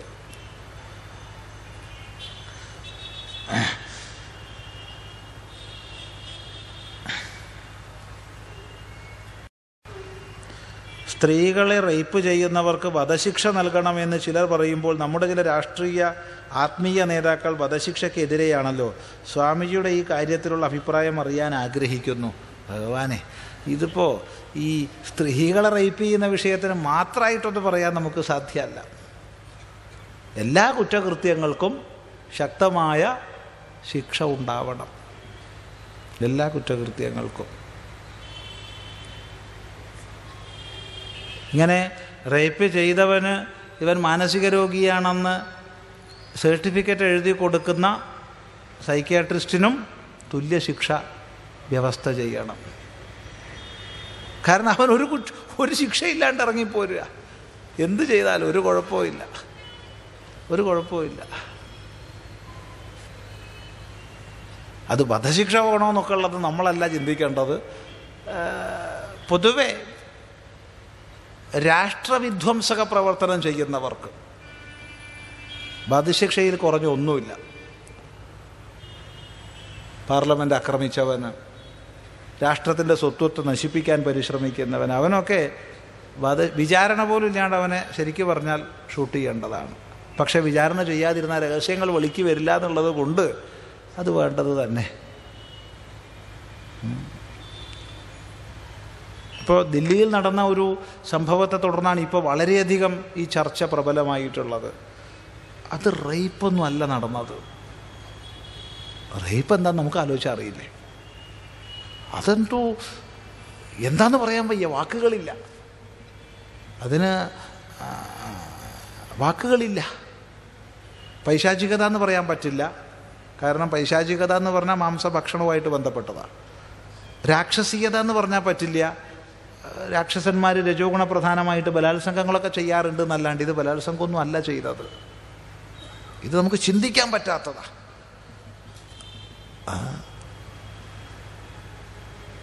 എന്നാൽ വ്യാപകമായി ഇന്ന് ബലാത്സംഗങ്ങൾ പെരുകുന്നുണ്ട്. ബലാത്സംഗങ്ങൾ മാത്രമല്ല, സ്വന്തം കുടുംബത്തിൽ, സ്വന്തം ഗൃഹത്തിൽ പെൺകുട്ടികൾക്ക് വിശേഷിച്ചും സ്വസ്ഥതയില്ലാത്ത അവസ്ഥയായി തീർന്നിരിക്കുന്നു സമൂഹത്തിൽ. ഇതിന് പരസ്പര പൂരകങ്ങളായ ഒരുപാട് കാരണങ്ങളുണ്ട്. ഒന്ന്, ശിക്ഷ വർദ്ധിപ്പിക്കണം, സംശയമൊന്നുമില്ല. രണ്ട്, നമ്മുടെ സമൂഹത്തിൽ മൂല്യബോധം എന്നൊന്ന് ഇല്ലാതായിക്കൊണ്ടിരിക്കുന്നു. ആണായാലും പെണ്ണായാലും ഒന്നുകിൽ ഒരു വസ്ത്രവും ധരിക്കാണ്ട് നടക്കാം, ഒരു കുഴപ്പമില്ല, ഒരു കുഴപ്പവും വരില്ല, ഒരു റേപ്പും ഉണ്ടാവില്ല, ഒന്നും ഉണ്ടാവില്ല. ഒരു വസ്ത്രവും ധരിക്കരുത്. വസ്ത്രം ധരിക്കുന്നുണ്ടെങ്കിൽ മാന്യമായി ധരിക്കണം. ഇത് കഷ്ണവും മുറിയും അവിടെ ഇവിടെയും ധരിച്ചിട്ട് അത് പാടില്ല, അത് പാടില്ല. കാരണം ആണായാലും പെണ്ണായാലും അത്ര വലിയ വിവേകപ്രജ്ഞയിൽ ഉറച്ചവരല്ല സമൂഹം. ചെറുപ്പത്തിലെ ലജ്ജാദേവിയുടെ അനുഗ്രഹം മക്കൾക്കുണ്ടാവുന്ന രീതിയിൽ അച്ഛനമ്മമാർ കുട്ടികളെ വളർത്തണം, ആൺകുട്ടിയായാലും പെൺകുട്ടിയായാലും. ധാർമ്മിക മൂല്യബോധം ചെറുപ്പത്തിലേ പകർന്നു നൽകണം. ഇതൊക്കെ നമ്മൾ ചിന്തിക്കേണ്ടതാണ്. വധശിക്ഷയെക്കുറിച്ച് വളരെയധികം ചർച്ചകൾ നടക്കുന്നുണ്ട്. നമ്മുടെ ശാസ്ത്രങ്ങളിൽ വധശിക്ഷ പല പ്രകാരം ഉണ്ടായിരുന്നു. ഇപ്പോൾ ഒരു സ്ത്രീയെ വധിക്കുക എന്ന് പറഞ്ഞാൽ അംഗച്ഛേദം ചെയ്താൽ മതി എന്നാ. അംഗച്ഛേദം ചെയ്താൽ അത് വധമായി മാനിക്കുന്നുണ്ട്. ഗുരുനാഥനെ ധിക്കരിച്ചു പറഞ്ഞാൽ പോലും വധിച്ചതിന് തുല്യമാണ്. അപ്പോൾ വധശിക്ഷ തന്നെ സന്ദർഭമനുസരിച്ച് പല പ്രകാരം വ്യാഖ്യാനിക്കപ്പെടേണ്ടതായിട്ടുണ്ട്. ഇപ്പം ഏത് തരം വ്യക്തി അതിനനുസരിച്ചിട്ടുള്ള ശിക്ഷാമുറകൾ ഉണ്ടായിരിക്കണം.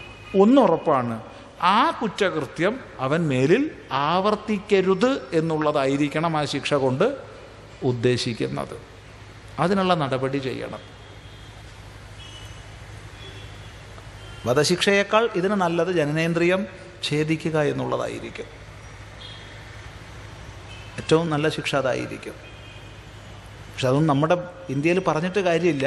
കാരണം നമ്മുടെ ഭരണഘടനയ്ക്ക് അനുസൃതമായ രീതിയിൽ മാത്രമേ ഏത് നിയമനിർമ്മാണവും നടത്താൻ കഴിയൂ. ഇപ്പോൾ വധശിക്ഷ വേണമെന്നൊക്കെ പറഞ്ഞിട്ട് ആരെങ്കിലുമൊക്കെ എഴുതി കൂട്ടിയാലൊന്നും അംഗീകരിക്കപ്പെടുകയൊന്നുമില്ല. കാരണം ഭരണഘടനയുടെ മൗലിക സ്വഭാവത്തിന് വിരുദ്ധമായ രീതിയിൽ ഒരു നിയമവും രൂപപ്പെടുത്താൻ കഴിയില്ല. ഈ പ്രാചീന സ്മൃതികളിൽ ചില സ്ഥലത്ത് ഇങ്ങനെ പറഞ്ഞിട്ടുണ്ട്, ജനനേന്ദ്രിയ ഛേദം എന്നുള്ളത്.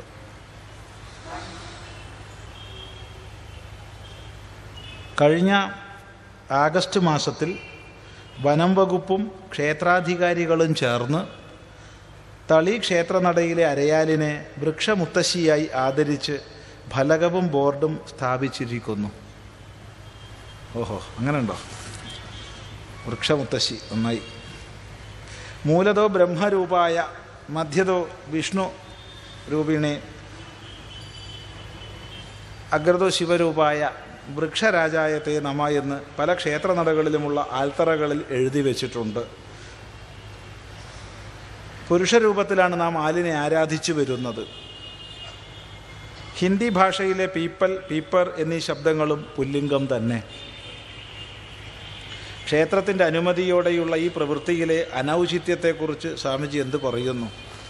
നമ്മൾ വൃക്ഷങ്ങളിൽ പുരുഷവൃക്ഷങ്ങളും സ്ത്രീ വൃക്ഷങ്ങളും രണ്ടുമുള്ള വൃക്ഷങ്ങളും ഒക്കെയുണ്ട്.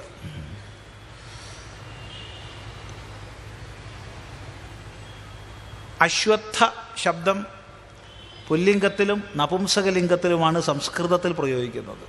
സ്ത്രീലിംഗ പ്രയോഗം ഇല്ല. അശ്വത്ഥമെന്നും അശ്വത്ഥ എന്നും രണ്ട് പ്രയോഗവും ഉണ്ട്. ഒന്ന് നപുംസക പ്രയോഗം, ഒന്ന് പുല്ലിംഗ പ്രയോഗം. ഇപ്പോൾ സംസ്കൃതത്തിൻ്റെയും ഹിന്ദിയുടെയും ഒക്കെ രീതിയെ അനുവർത്തിച്ചാലും സഹസ്രാബ്ദങ്ങളായി നമ്മൾ മാനിക്കുന്ന ഈ നമസ്കാരവാക്യത്തെ മാനിച്ചാലും മുത്തശ്ശിയാവാൻ തരല്ല, മുത്തശ്ശനാവാനേ തരുള്ളൂ. എന്താ മുത്തശ്ശനാക്കിയാൽ പോരെ, എന്തിനാ പടം മുത്തശ്ശിയാക്കണ? അത് പ്രശ്നമാണ്. മുത്തശ്ശി എന്ന് പറയണമെന്ന് നിർബന്ധമുണ്ടെങ്കിൽ സമയം വൈകണേന് മുമ്പ് അതിനെ കല്യാണം കഴിപ്പിക്കണം. അതായത് പൂർവ്വ സംസ്കാരങ്ങളെ ചെയ്തിട്ട് വിവാഹ സംസ്കാരം ചെയ്യുന്ന ചടങ്ങുണ്ട് ആലിന്. അതിന് ചില ഇനം പത്നിമാരൊക്കെ ഉണ്ട്. ഏറ്റവും നല്ല പത്നി വേപ്പാണ്. വേപ്പ് വൃക്ഷമാണ് ഏറ്റവും നല്ല പത്നി. അങ്ങനെ വേപ്പും ആലും ചേർന്ന് വെച്ചാൽ അവർ സഹകരിച്ച് സഹയോഗം ചെയ്ത് ജീവിച്ചു കഴിഞ്ഞാൽ ദീർഘകാലം കേടുകൂടാതെ രണ്ടാളും നിൽക്കും. ദീർഘകാലം. അപ്പോഴും അവിടെ മുത്തശ്ശനാ. മുത്തശ്ശി വേപ്പും മുത്തശ്ശൻ ആലുവാണ്. ഏതായാലും വിരോധമില്ലാന്നേ. ഇപ്പം എന്താ പറയുക?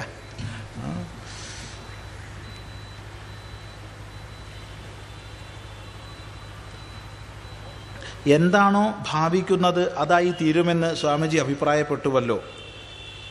അങ്ങനെയെങ്കിൽ തമോ ഗുണപ്രധാനമായ ആരാധനാരീതിയിലൂടെ മുന്നോട്ട് പോകുന്നൊരു വ്യക്തി എങ്ങനെ ഉയരും അഥവാ സാത്വിക ഭാവത്തെ പ്രാപിക്കും? വിശദമാക്കി തരുവാൻ അപേക്ഷ. ഉപാസനാ മാർഗത്തിൽ ശ്രദ്ധയോടുകൂടി പോകുന്നുണ്ടെങ്കിൽ, ശ്രദ്ധയാണ് മുഖ്യം, നിശ്ചയമായും അതുകൊണ്ടുദ്ദേശിക്കപ്പെടുന്ന ഒരു തലത്തിലേക്ക് ആ ജീവൻ എത്തുമ്പോൾ അതിനെ അതിക്രമിക്കും. ഇത് സ്വാഭാവികമായ പ്രക്രിയയാണ്. സ്വാഭാവികമായ പ്രക്രിയയാണ്. അത് തമോ ഗുണപ്രധാനം, രജോ ഗുണപ്രധാനം, സത്വ ഗുണപ്രധാനം എന്നീ വ്യത്യാസമില്ല. സത്വഗുണപ്രധാനമായ ഉപാസനാ രീതിയെ അവലംബിക്കുന്നവൻ എക്കാലവും സത്വഗുണപ്രധാനമായ രീതിയിൽ തന്നെയായിരിക്കും ആരും വിശ്വസിക്കരുത്. അവൻ സത്വഗുണത്തെയും അതിക്രമിച്ച് ഗുണാതീതമായ അവസ്ഥയിലേക്ക് ഉയരും.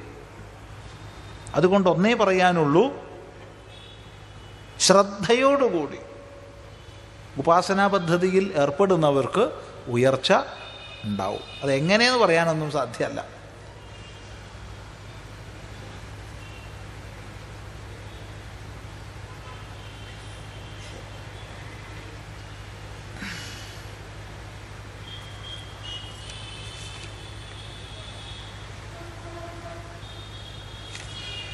അങ്ങനെ ആ വിലക്കപ്പെട്ട മാസങ്ങൾ കഴിഞ്ഞാൽ ആ ബഹുദൈവ വിശ്വാസികളെ നിങ്ങൾ കണ്ടെത്തിയിടത്ത് വെച്ച് കൊന്നുകളയുക. അവരെ പിടികൂടുകയും വളയുകയും അവർക്ക് വേണ്ടി പതിയിരിക്കാവുന്നിടത്തെല്ലാം പതിയിരിക്കുകയും ചെയ്യുക. ഇനി അവർ പശ്ചാത്തപിക്കുകയും നമസ്കാരം മുറ പോലെ നിർവഹിക്കുകയും സക്കാത്ത് നൽകുകയും ചെയ്യുന്ന പക്ഷം നിങ്ങൾ അവരുടെ വഴി ഒഴിവാക്കി കൊടുക്കുക. തീർച്ചയായും അള്ളാഹു ഏറെ പൊറുക്കുന്നവനും കരുണാനിധിയുമാണ്. ഖുർആൻ 9:5. വിശ്വസിക്കുകയും സ്വദേശം വെടിയുകയും തങ്ങളുടെ സ്വത്തുക്കളും ശരീരങ്ങളും കൊണ്ട് അല്ലാഹുവിൻ്റെ മാർഗത്തിൽ സമരം യുദ്ധം ചെയ്യുകയും ചെയ്തവർ അല്ലാഹുവിങ്കൽ ഏറ്റവും മഹത്തായ പദവിയുള്ളവരാണ്. അവർ തന്നെയാണ് വിജയം പ്രാപിച്ചവർ. ഖുർആൻ 9:20. വേദം നൽകപ്പെട്ടവരുടെ കൂട്ടത്തിൽ അല്ലാഹുവിലും അന്ത്യദിനത്തിലും വിശ്വസിക്കാതിരിക്കുകയും അല്ലാഹുവും അവൻ്റെ ദൂതനും നിഷിദ്ധമായി ഗണിക്കാതിരിക്കുകയും സത്യമതത്തെ മതമായി സ്വീകരിക്കാതിരിക്കുകയും ചെയ്യുന്നവരോട് നിങ്ങൾ യുദ്ധം ചെയ്തു കൊള്ളുക. അവർ കീഴടങ്ങി കയ്യോടെ കപ്പം ജസിയ കൊടുക്കുന്നത് വരെ. 9:29. സ്വാമിജി, ഇത്തരം നൂറുകണക്കിന് ആഹ്വാനങ്ങളുള്ളൊരു മതഗ്രന്ഥം എങ്ങനെ സമാധാനത്തിലേക്ക് നമ്മെ നയിക്കും? ചോദ്യമാണ്. ഇസ്ലാം എന്നാൽ സമാധാനം എന്നാണത്രേ അർത്ഥം. ഡോക്ടർ സാക്കിർ നായിക്കിൻ്റെ ഒരു പ്രസംഗത്തിൽ ഇപ്രകാരം പറയുന്നു: ഇസ്ലാം ലോകശാന്തിക്കുള്ള ജീവിതമാണ്. ഖുർആൻ സാർവലൗകികവും സാർവജനീനവും ശാസ്ത്രീയവുമായ ഏകമതഗ്രന്ഥമാണ്. ഇത്തരം വൈരുദ്ധ്യങ്ങളെ നാം എങ്ങനെ മനസ്സിലാക്കണം? ഈ സൂക്തങ്ങളിൽ പറഞ്ഞ ബഹുദൈവ വിശ്വാസികളുടെ കൂട്ടത്തിൽ ഹിന്ദുക്കളും ഉൾപ്പെടുമോ? ഏകദൈവ വിശ്വാസമാണ് ലോക ഐക്യത്തിനുള്ള മാർഗമെന്ന് സാക്കിർ നായിക്കിൻ്റെ മറ്റൊരു പ്രസംഗത്തിൽ പറയുന്നു. ഇത് ശരിയാണോ? ദയവായി വിശദീകരിക്കുമല്ലോ. ഇവിടെ ഇത്തരം നൂറുകണക്കിന് വാക്യങ്ങൾ, ഉക്തികൾ ഖുറാനിലുണ്ട്. ഇതല്ല അർത്ഥമാക്കുന്നത് മറ്റെന്തെങ്കിലുമാണെങ്കിൽ ഇത്തരം തർജ്ജമകളുള്ള പുസ്തകങ്ങൾ അനിസ്ലാമികമാണെന്ന് ഇസ്ലാമിക വിദ്വാൻമാർ പറയുകയും ഇവയെ മാർക്കറ്റിൽ നിന്ന് പിൻവലിക്കുകയും ശരിയായ അർത്ഥം എന്താണോ അത് പറഞ്ഞു തരികയും വേണം. അല്ലാത്ത കാലത്തോളം നമ്മളൊക്കെ ഇത് സത്യമാണെന്നാണ് മനസ്സിലാക്കുന്നത്. പറഞ്ഞാശയം വ്യക്തമാണെന്ന് വിചാരിക്കുന്നു.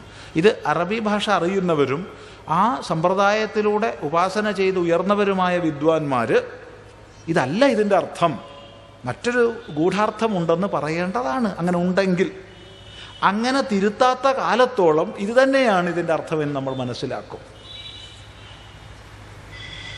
അങ്ങനെ വരുമ്പോൾ അത് വലിയ അസ്വസ്ഥതയെ, സമൂഹങ്ങൾ തമ്മിലുള്ള വിടവിനെ, ഭയത്തെ, പ്രതിരോധത്തെ, സംശയ സ്വഭാവത്തെ, അകറ്റിവെക്കലിനെ ഒക്കെ ഉണ്ടാക്കും. ഇത് അനേകവിധ സാമൂഹ്യ രോഗങ്ങൾക്ക് കാരണമാകും. ഇതൊക്കെയാണ് ഇന്ന് സംഭവിച്ചുകൊണ്ടിരിക്കുന്നത്. എന്നാൽ അംഗീകൃതങ്ങളായ എല്ലാ പാഠങ്ങളിലും ഈ പറഞ്ഞതുപോലുള്ള വാക്യങ്ങൾ തന്നെയാണ് നമ്മൾ കാണുന്നത്. ഇത് വലിയ വിപത്താണ്, വലിയ വിപത്താണ്.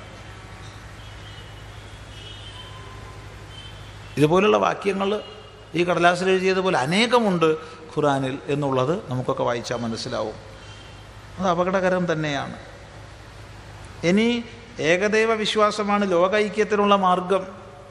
ശരിയാണല്ലോ, ഞങ്ങളെ വിശ്വാസത്തിലേക്ക് വന്നാൽ മാത്രമേ നമ്മൾ തമ്മിൽ ഐക്യമുള്ളൂ, അല്ലെങ്കിൽ ഇല്ല എന്ന് ശഠിച്ചിരുന്നാൽ പിന്നെ അങ്ങനെയല്ലാണ്ട് പറയാൻ പറ്റുമോ? നമുക്കതല്ല. നീ ഏകദൈവ വിശ്വാസിയാണോ? റൈറ്റ്, നിനക്കത് വിശ്വസിക്കാനുള്ള അധികാരമുണ്ട്. നീ ബഹുദൈവ വിശ്വാസിയാണോ? നിനക്കത് വിശ്വസിക്കാനുള്ള അധികാരമുണ്ട്. ഞാൻ ഈശ്വര വിശ്വാസിയേ അല്ല, സന്തോഷം, നിനക്ക് അവിശ്വസിക്കാനുള്ള സ്വാതന്ത്ര്യമുണ്ട്. ഇങ്ങനെ എല്ലാ മനുഷ്യർക്കും അവരുടെ ബൗദ്ധിക തലത്തിനനുസരിച്ച് ജീവിക്കാനും സന്തോഷത്തോടെ സഹവസിക്കാനുമുള്ള ഒരു സ്വാതന്ത്ര്യമാണ് ധാർമ്മിക വ്യവസ്ഥ വിഭാവന ചെയ്യുന്നത്. അതാണ് സംസ്കാരം. മറ്റത് കിണറിലെ തവളയുടെ വാക്യമാണ്. ഞങ്ങളുടേത് മാത്രം ശരി, ഇതിലൂടെ മാത്രമേ ശാന്തിയുള്ളൂ എന്നുള്ളത്. ഇത്രയും അതിൽ പറയാനുള്ളൂ, മറ്റൊന്നുമില്ല. അതാണ് കിണറിലെ തവള.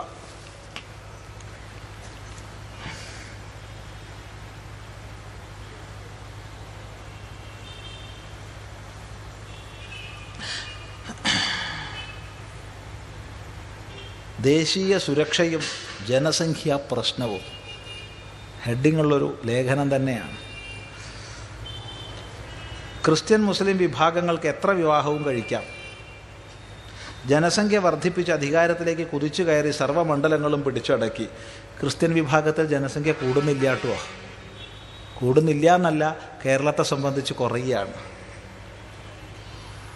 സഭ ആഹ്വാനം ചെയ്തിട്ടുണ്ട് 2009 നവംബർ മാസത്തിൽ ഒരു ക്രിസ്ത്യൻ കുടുംബവും കുടുംബാസൂത്രണ മാർഗങ്ങൾ ഉപയോഗിക്കരുത്, പരമാവധി സന്താനങ്ങളെ ഉൽപ്പാദിപ്പിക്കണമെന്ന് ക്രിസ്ത്യൻ സഭകൾ മുഴുവൻ ഇടയലേഖനങ്ങൾ എഴുതി വായിച്ചിട്ടുണ്ട് 2009 നവംബറിൽ. പക്ഷേ സമൂഹം അത് വേണ്ടത്ര സ്വീകരിച്ചിട്ടൊന്നുമില്ല. സഭയിൽ നിന്ന് സമൂഹം അകലുകയാണ്. ഇസ്ലാമിൽ അതല്ല. ഇസ്ലാമിൽ വർദ്ധിച്ച തോതിൽ സന്താനോൽപാദനം നടക്കുന്നുണ്ട്. അവിടെ ബഹുഭാര്യാത്വവും ധാരാളം നടക്കുന്നുണ്ട്, ഇന്നും ധാരാളമുണ്ട്. ക്രിസ്ത്യൻ സമൂഹത്തിൽ അങ്ങനെ ബഹുഭാര്യാത്വമൊന്നും ഇന്നില്ല. ഇതിനെതിരായി സർക്കാരോ രാഷ്ട്രീയ പാർട്ടികളോ വിദ്യാഭ്യാസ വിചക്ഷണന്മാരോ ഉണ്ടില്ല. ദോഷം ഹിന്ദുവിന് മാത്രം. എല്ലാ രാഷ്ട്രങ്ങളും ഈ ഗുരുതര പ്രശ്നം ദേശീയ സുരക്ഷയുടെ ഭാഗമായി കൈകാര്യം ചെയ്യുമ്പോൾ ഭാരതം സെമിറ്റിക് മതങ്ങളുടെ ഇഷ്ടത്തിന് വിട്ടുകൊടുത്തിരിക്കുകയാണ്. ന്യൂനപക്ഷം ഭൂരിപക്ഷമായി മാറി മുഗൾ ഭരണം വീണ്ടും വരും. പരിഹാരം എന്ത്? മുഗൾ ഭരണം അല്ല വരിക, മുഗൾ ഭരണവംശമൊക്കെ പോയിട്ടുണ്ട്. അതിനേക്കാൾ ഭീകരമായ താലിബാൻ ഭരണമാണ് ഈ പോക്ക് പോയാൽ വരിക. അവിടെ ഒന്നുമില്ലെങ്കിൽ ജസിയ കൊടുത്തിട്ട് ഹിന്ദുവായി ജീവിക്കാമായിരുന്നു. അതിനേക്കാൾ ഭീകരമായ അവസ്ഥാവിശേഷമാണ് ഈ പോക്ക് ഇതുപോലെ പോയാൽ സംഭവിക്കുക.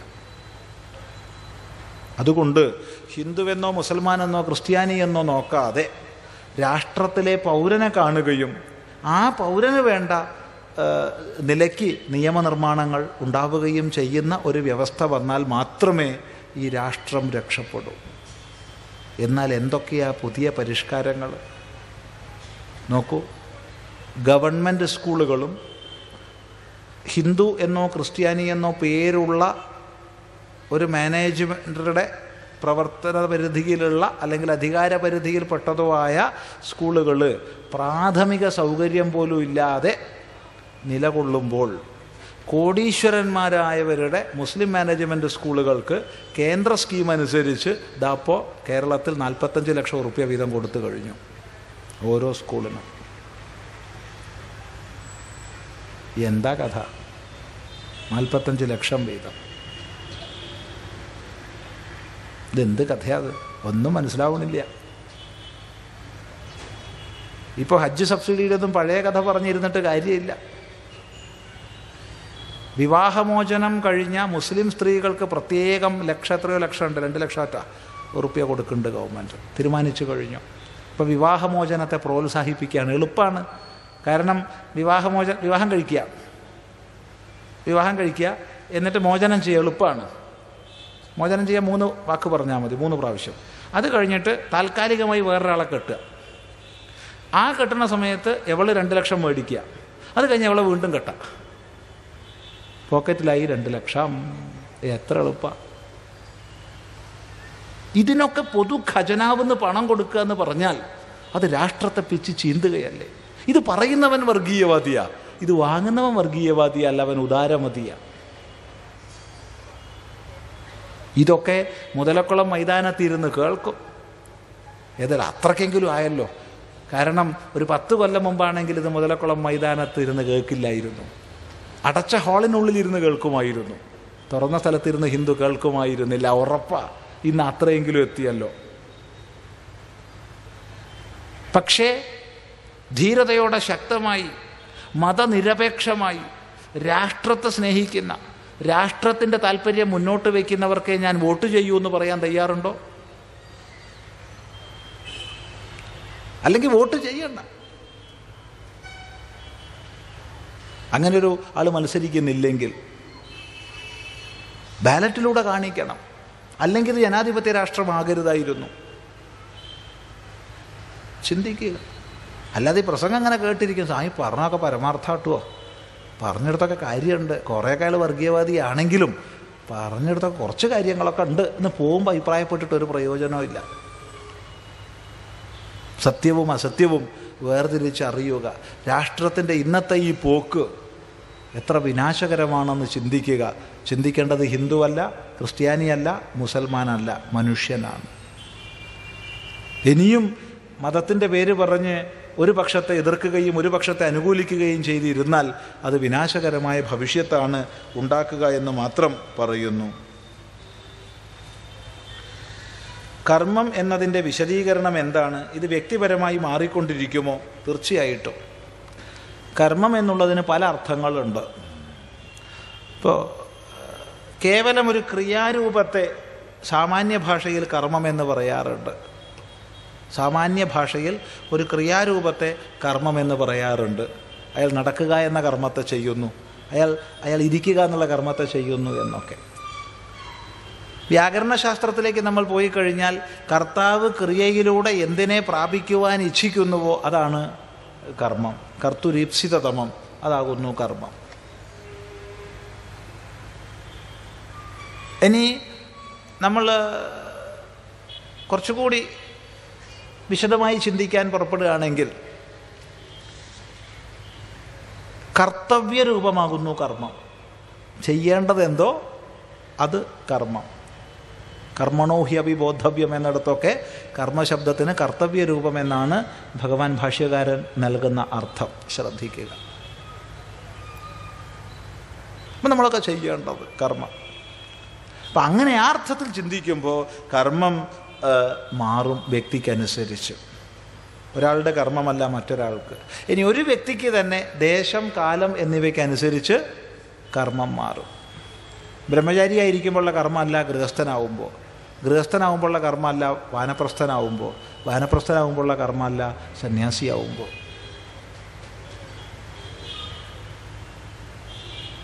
അതുപോലെ ഒരു ദേശത്തിലുള്ള കർമ്മമല്ല മറ്റൊരു ദേശത്തിൽ ചെല്ലുമ്പോൾ. അപ്പം അതൊക്കെ ശാസ്ത്രാനുസാരം നമ്മൾ മനസ്സിലാക്കേണ്ടതാകുന്നു.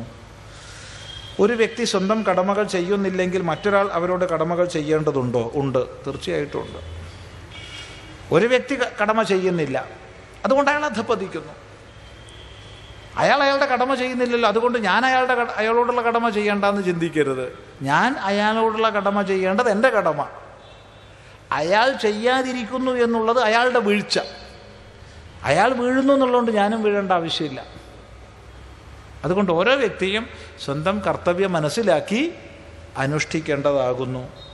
ഉദാഹരണം, മാതാപിതാക്കൾ അവരുടെ കടമകൾ ചെയ്യുന്നില്ലെങ്കിൽ മക്കൾ സ്വന്തം കടമകൾ അവരോട് ചെയ്യണമോ? തീർച്ചയായിട്ടും വേണം.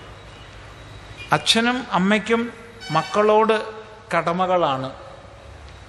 മക്കൾക്ക് അച്ഛനോടും അമ്മയോടും കടമകളല്ല, കടങ്ങളാണ്. അത് വീട്ടേണ്ടതാണ്. അമ്മയോട് മകന് അല്ലെങ്കിൽ മകൾക്ക് കടമയല്ല, കടമാണ്. കടങ്ങൾ ജന്മനാ ഉള്ളതാണ്, കടമകൾ കർമ്മണ വന്നു ചേരുന്നതാണ്. ഈ വ്യത്യാസം മനസ്സിലാക്കിയാൽ മതി. ഇനി കടമ എന്നുള്ള അർത്ഥത്തിൽ എടുത്താൽ തന്നെയും ആചരിക്കണം.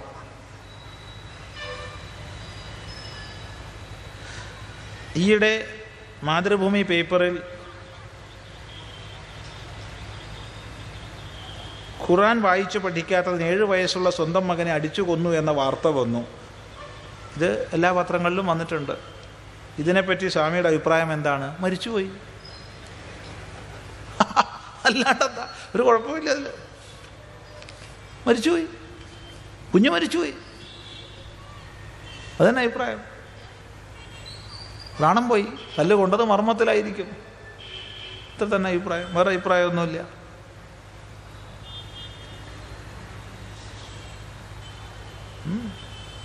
എന്തായാലും വിശുദ്ധ ഗ്രന്ഥത്തിൻ്റെ പേരിൽ മരണപ്പെട്ടതിനാൽ ആ കുട്ടിക്ക് സ്വർഗം കിട്ടിയാൽ നന്നായി, ഇത്രയേ ഉള്ളൂ.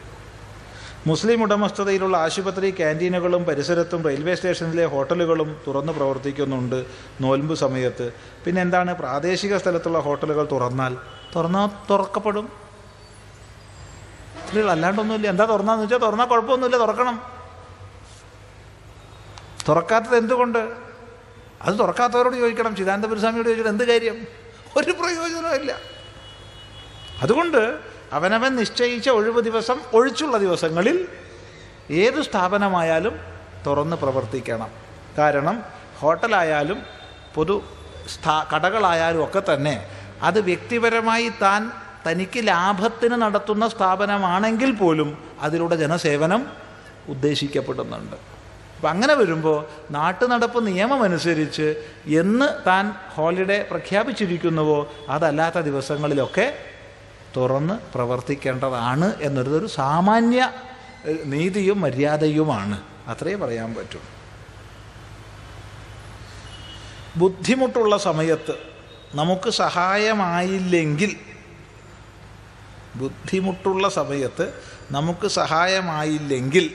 നമ്മൾ ആ വ്യക്തിയോട് പിന്നീട് എങ്ങനെ പെരുമാറണം? സ്നേഹപൂർവ്വം തന്നെ പെരുമാറണം. എന്തിനാ അയാളിൽ നമ്മൾ സഹായം അയാൾ സഹായം പ്രതീക്ഷിക്കേണ്ട ആവശ്യം നമുക്കില്ലല്ലോ. നമ്മൾ ആദ്യം എത്ര സ്നേഹപൂർവ്വമായിരുന്നോ അത്ര തന്നെ സ്നേഹപൂർവ്വം പിന്നെ പെരുമാറണം. നേരെ മറിച്ച് അയാൾ ഉപദ്രവിച്ചിട്ടുണ്ടെങ്കിൽ അത് ഭാഷ മാറും, അത് വേറെ ഭാഷയാവും. അപ്പോൾ ഈ ഭാഷ പറയില്ല. കാരണം അയാൾ ഇങ്ങോട്ട് സഹായിച്ചില്ല എന്നേ പറഞ്ഞിട്ടുള്ളൂ, ഉപദ്രവിച്ചു എന്ന് പറഞ്ഞിട്ടില്ല. അതുകൊണ്ട് അയാളിൽ കുറച്ച് മനുഷ്യത്വത്തിൻ്റെ ന്യൂനത വന്നുപോയി. അത് വെച്ചിട്ട് എനിക്ക് മനുഷ്യത്വം കുറയാൻ പറ്റുമോ? അതില്ല. ഉദാഹരണം, ഏറ്റവും വേണ്ടപ്പെട്ടവർ നമുക്ക് ഏറ്റവും ആവശ്യമായ സമയത്ത് നമ്മൾ വിചാരിച്ച രീതിയിൽ നമുക്ക് താങ്ങായില്ലെങ്കിൽ കുഴപ്പമൊന്നുമില്ല. അവർക്ക് താങ്ങാവണം തോന്നുന്നുണ്ടെങ്കിൽ ആയിക്കോളുക, അത്രയേ ഉള്ളൂ. അയാൾ ഇങ്ങോട്ട് എന്ത് ചെയ്തു നോക്കിയിട്ടല്ല അങ്ങോട്ട് ചെയ്യേണ്ടത്. നമ്മുടെ കർത്തവ്യം തിരിച്ചറിഞ്ഞ് പ്രവർത്തിക്കുന്നവരാവുക. ദ്രൗപദിയുടെ വസ്ത്രാക്ഷേപവും പാണ്ഡവർ 5 പേർക്കും കൂടി പാഞ്ചാലിയെ ഭാര്യയാക്കിയതും മുൻനിർത്തി ഒരു സുഹൃത്ത് ഇന്ന് സമൂഹത്തിൽ നടക്കുന്ന സ്ത്രീകൾക്ക് നേരെയുള്ള അപമാനങ്ങളും അക്രമങ്ങളും പുരാണങ്ങളിൽ തുടങ്ങി ഉണ്ടെന്നും മറ്റും പറയുകയുണ്ടായി. ദ്രൗപദിയുടെ വസ്ത്രാക്ഷേപത്തെക്കുറിച്ച് സ്വാമിജിയുടെ കഴിഞ്ഞ ദിവസത്തെ പ്രഭാഷണത്തിലും കേട്ടു. ഈ വസ്ത്രാക്ഷേപത്തിന് പിന്നിൽ എന്തെങ്കിലും താത്വികമായി മനസ്സിലാക്കാനുണ്ടോ? പാണ്ഡവർക്കെല്ലാം കൂടി പാഞ്ചാലി ഭാര്യയായതിന് പിന്നിലുള്ള തത്വം എന്താണെന്ന് അറിയാൻ ആഗ്രഹിക്കുന്നു. സ്വാമിയുടെ പാദങ്ങളിൽ പ്രണാമം. ഇത് വളരെ വികലമായിട്ട് പ്രസിദ്ധീകരിച്ച ലേഖനം ഇന്ന് കാണുകയുണ്ടായി, ഇന്ന് ഇവിടെ വരുന്നതിന് മുമ്പ്. അതായത്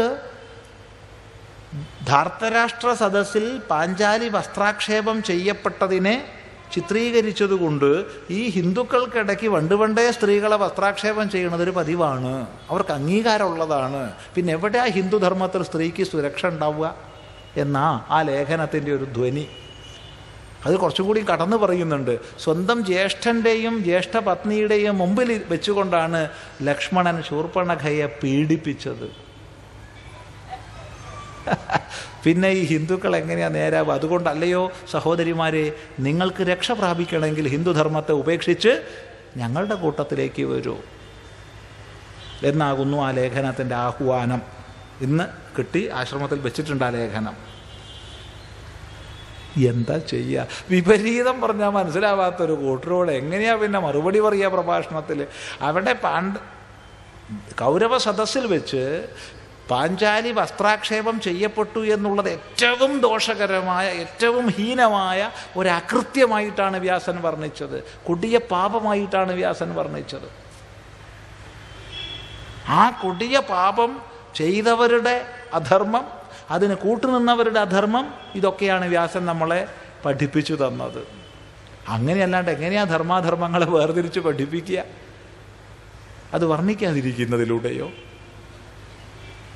ശ്രദ്ധിക്കുക. പിന്നെ പാണ്ഡവർക്ക് പത്നിയെ ലഭിച്ചു. ആർക്കാ ലഭിച്ചേ? അതൊരു പ്രശ്നം തന്നെ. കാരണം പാണ്ഡവ ജ്യേഷ്ഠൻ യുധിഷ്ഠിരനാണ്. പക്ഷേ പാഞ്ചാലിയെ ലഭിക്കുന്നതിന് കാരണഭൂതൻ അർജുനനാണ്. വലിയ പ്രശ്നം തന്നെയാണ് അതൊക്കെ. അപ്പം പിന്നെ എന്താ അവിടെ പരമപ്രമാണം ദൈവവാക്യമാണ്. ദൈവം അവിടെ അമ്മയാണ്. അമ്മ പറഞ്ഞു, എന്താ കിട്ടുവെച്ചാൽ നിങ്ങളെല്ലാം കൂടിയായിട്ട് എടുത്തോളൂ, അല്ലാണ്ട് ഇപ്പം എന്താ. പക്ഷെ വ്യവസ്ഥ വേണ്ടേ? ഒരു പ്രയാസം ഉണ്ടായില്ല. നാരദൻ വ്യവസ്ഥപ്പെടുത്തി. 1 വർഷം ഒരാളുടെ പത്നി. അങ്ങനെ പത്നിയായിരിക്കുമ്പോൾ മറ്റൊരാൾ വേറെ ഭാവത്തിൽ അവർ ഒന്നിച്ചിരിക്കുന്ന സമയത്ത് കാണുപോലും ചെയ്യരുത്. സന്താനം ഉണ്ടാകുന്നത് വരെ. അതിന് സന്താനം ഉണ്ടായാൽ ശരി, സന്താനം ഉണ്ടായിട്ടില്ല വെച്ചാൽ അടുത്ത കൊല്ലം അടുത്ത ആളുടെ പത്നി. അങ്ങനെ ഒരു വ്യവസ്ഥ വെച്ചു. ആ വ്യവസ്ഥയ്ക്കനുസരിച്ച് അവർ സന്തോഷമായിട്ട് ജീവിച്ചു. അവരൊക്കെ മരിച്ചു പോയിട്ട് 5 സഹസ്രാബ്ദങ്ങൾ കഴിഞ്ഞു. സമൂഹ ജീവിത വ്യവസ്ഥയിൽ പല പരിവർത്തനങ്ങളും കാലികമായി മാറിക്കൊണ്ടേയിരിക്കും. സ്മൃതികളുടെ വിഷയങ്ങളാണവ. ഒരു കാലഘട്ടത്തിലെ സ്മൃതി വിഷയം, ഒരു ദേശത്തിലെ സ്മൃതി വിഷയം മറ്റൊരു കാലഘട്ടത്തിലോ മറ്റൊരു ദേശത്തിലോ സ്വീകാര്യമല്ല. അതൊരു 5000 കൊല്ലങ്ങൾക്ക് മുമ്പുള്ള ഒരു വ്യവസ്ഥ. അതിനെ സൂചിപ്പിച്ചുകൊണ്ട് ഇന്നത്തെ ഒരു സാഹചര്യത്തെ ദുഷിക്കുക എന്ന് പറഞ്ഞാൽ കേവലം വിവരക്കേട് മാത്രമാണ്. അങ്ങനെയാണെങ്കിൽ അതിനൊക്കെ എത്രയോ 1000 കൊല്ലങ്ങൾക്ക് ശേഷമുള്ള വ്യവസ്ഥകളെ നമുക്ക് കാണിച്ചു തരുന്ന പുസ്തകങ്ങളുണ്ട്. അതൊക്കെ പറയേണ്ടി വരും. അതൊക്കെ പറഞ്ഞാൽ വളരെ അസ്വസ്ഥത ഉണ്ടാവും. അപ്പോൾ ചിദാനന്ദപുരി സ്വാമി സംസ്കാരരഹിതമായി പറയുന്നവനാകും, മതകലഹമുണ്ടാക്കിക്കുന്നവനാകും. മറ്റേ ഭാഗത്ത് എന്തും പറയാം, അതിന് വിരോധമില്ല. വിവരമില്ലാത്തതുകൊണ്ടല്ലേ. ഈ വിവരക്കേട് എല്ലാവർക്കും വരാം. പറയാൻ ഇഷ്ടം പോലെ ഉണ്ട്. പക്ഷെ മനസ്സിലാക്കുക, അതിൻ്റെ ആവശ്യം പരസ്പരം ഇല്ല എന്ന്. പരസ്പരം ആ ഒരു മാന്യത സൂക്ഷിക്കുന്നത്. ഇന്നത്തെ നോക്കുക, ഇന്ന് നേരെയാക്കി കൊണ്ടുപോവുക. ഇന്നലെകളിൽ പലർക്കും ഹിന്ദു എന്ന് പറയുന്നവനും ക്രിസ്ത്യാനി എന്ന് പറയുന്നവനും മുസ്ലിം എന്ന് പറയുന്നവനും ഇതൊക്കെ പറയാത്തവനും തെറ്റുകുറ്റങ്ങൾ സംഭവിച്ചിട്ടുണ്ട്. ആ തെറ്റുകുറ്റങ്ങളെ ഇന്നത്തെ സമൂഹം ഏറ്റെടുക്കേണ്ട ആവശ്യം ഇല്ല. അതിൽ നിന്ന് ദേശകാലങ്ങളെ അതിക്രമിച്ചു നിൽക്കുന്ന തത്വങ്ങളെ, ധർമ്മം എന്ന ആശയത്തെ ഇന്നേക്ക് എടുക്കുക. എന്നാൽ നമുക്ക് ഉയരാം. അല്ല അതിലള്ളിപ്പിടിച്ചിരിക്കുകയാണോ എങ്കിൽ പലരും പറയുമ്പം പരസ്പരം കേൾക്കാൻ ബാധ്യസ്ഥരാവും. പറഞ്ഞ അർത്ഥം വ്യക്തമായി മനസ്സിലാക്കുക.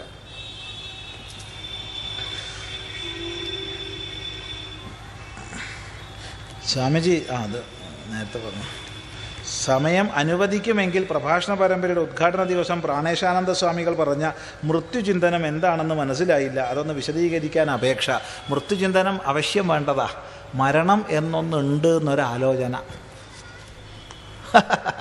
അതാണ് മരണം എന്നൊന്നുണ്ട് എന്നൊരാലോചന ഉണ്ടാവുക, അത് മതി. അതിനെ മൃത്യുചിന്തനം. അപ്പം അഹങ്കാരമൊക്കെ കുറേ കൊഴിഞ്ഞു പോവും.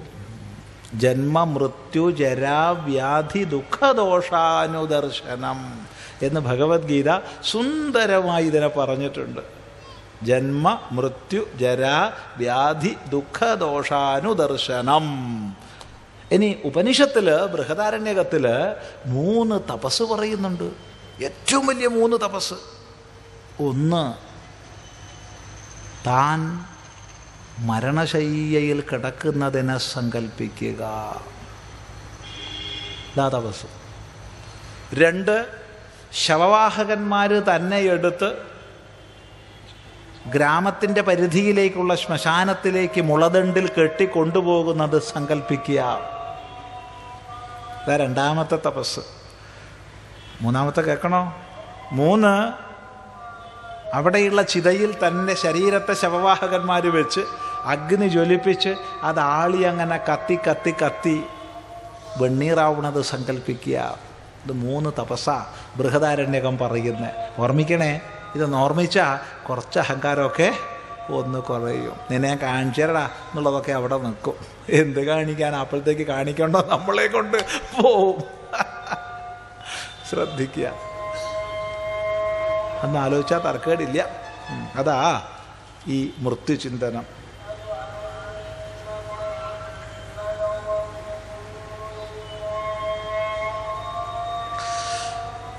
കശ്യപ വേദ റിസർച്ച് ഫൗണ്ടേഷൻ വേദപ്രചരണത്തിൻ്റെ ഭാഗമായി പഠിതാക്കളുടെ ചെറുസംഘം രൂപീകരിച്ച് വീട് വീടാന്തരം കയറി ഇറങ്ങി ഹൈന്ദവ അനുഷ്ഠാനങ്ങളെക്കുറിച്ച് പഠിക്കേണ്ടതിൻ്റെ ആവശ്യം മനസ്സിലാക്കി കൊടുക്കുന്നു.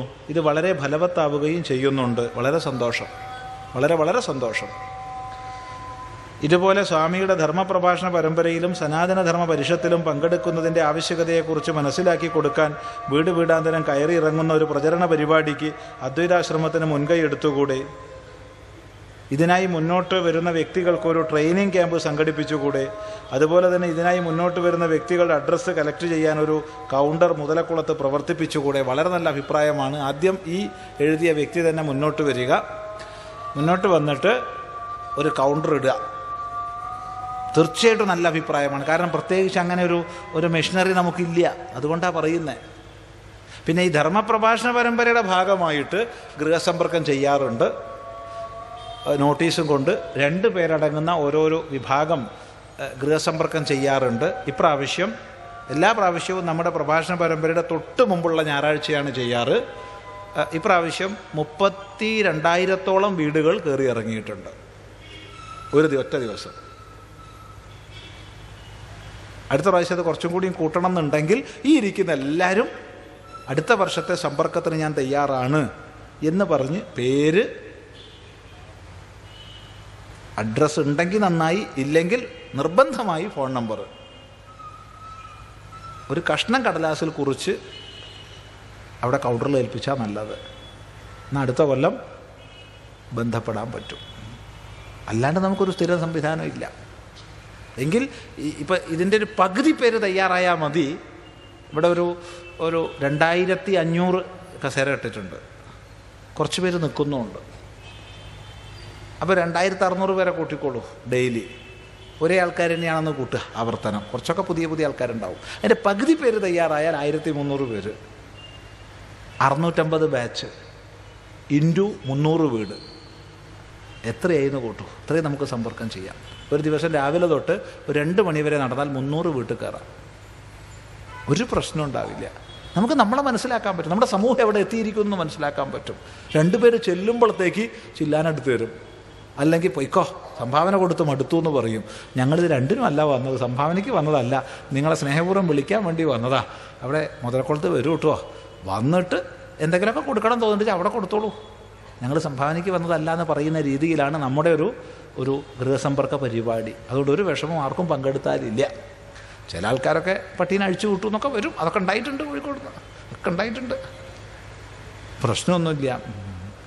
അപ്പോൾ നമുക്ക് 4 കാലുണ്ടല്ലോ, 2 പേരാണല്ലോ, 2 4 അതുകൊണ്ട് പ്രശ്നമല്ല. വേഗം ഓടി രക്ഷപ്പെടുക. ഇങ്ങനെയൊക്കെ നേരം പോക്ക് ഉണ്ടായിട്ടുണ്ട്. ഒരാളെ പട്ടി പിടിച്ചിട്ട് അവൻ കൈ രണ്ടും ഇങ്ങനെ ആക്കിയിട്ട് ഇങ്ങനെ നിൽക്കുക. മറ്റേ ആൾ ഓടി വാതിലടച്ചാകുന്നു. എങ്ങനെയുണ്ട് ടീം സ്പിരിറ്റ്? എന്നിട്ട് അയാൾ അവിടുന്ന് പറയുക, ഇളകരുതേ, ഇളകിയാ കടിക്കുന്നു. അതും കോഴിക്കോട് തന്നെ ഉണ്ടായത്. അതൊക്കെ ഇതിൻ്റെ ഭാഗമായിട്ട് അങ്ങനെ പല രസങ്ങളും ഉണ്ടാവും. അതൊക്കെ അനുഭവത്തിൽ വരുമ്പോൾ അല്ലേ അതിൻ്റെ ഒരു സുഖം അനുഭവിക്കാൻ പറ്റൂ. നമ്മൾ എവിടെ എത്തി നിൽക്കുന്നു? കഥയല്ല, അസത്യമല്ല. എന്നിട്ടും ഇതിന് തയ്യാറായിട്ട് സമൂഹം വരുന്നത് കാണുമ്പോൾ വളരെ വളരെ സന്തോഷമുണ്ട്. ചില സദാചാര പകൽമാന്യന്മാരും, വല്ലാത്തൊരു പദപ്രയോഗമാണ്,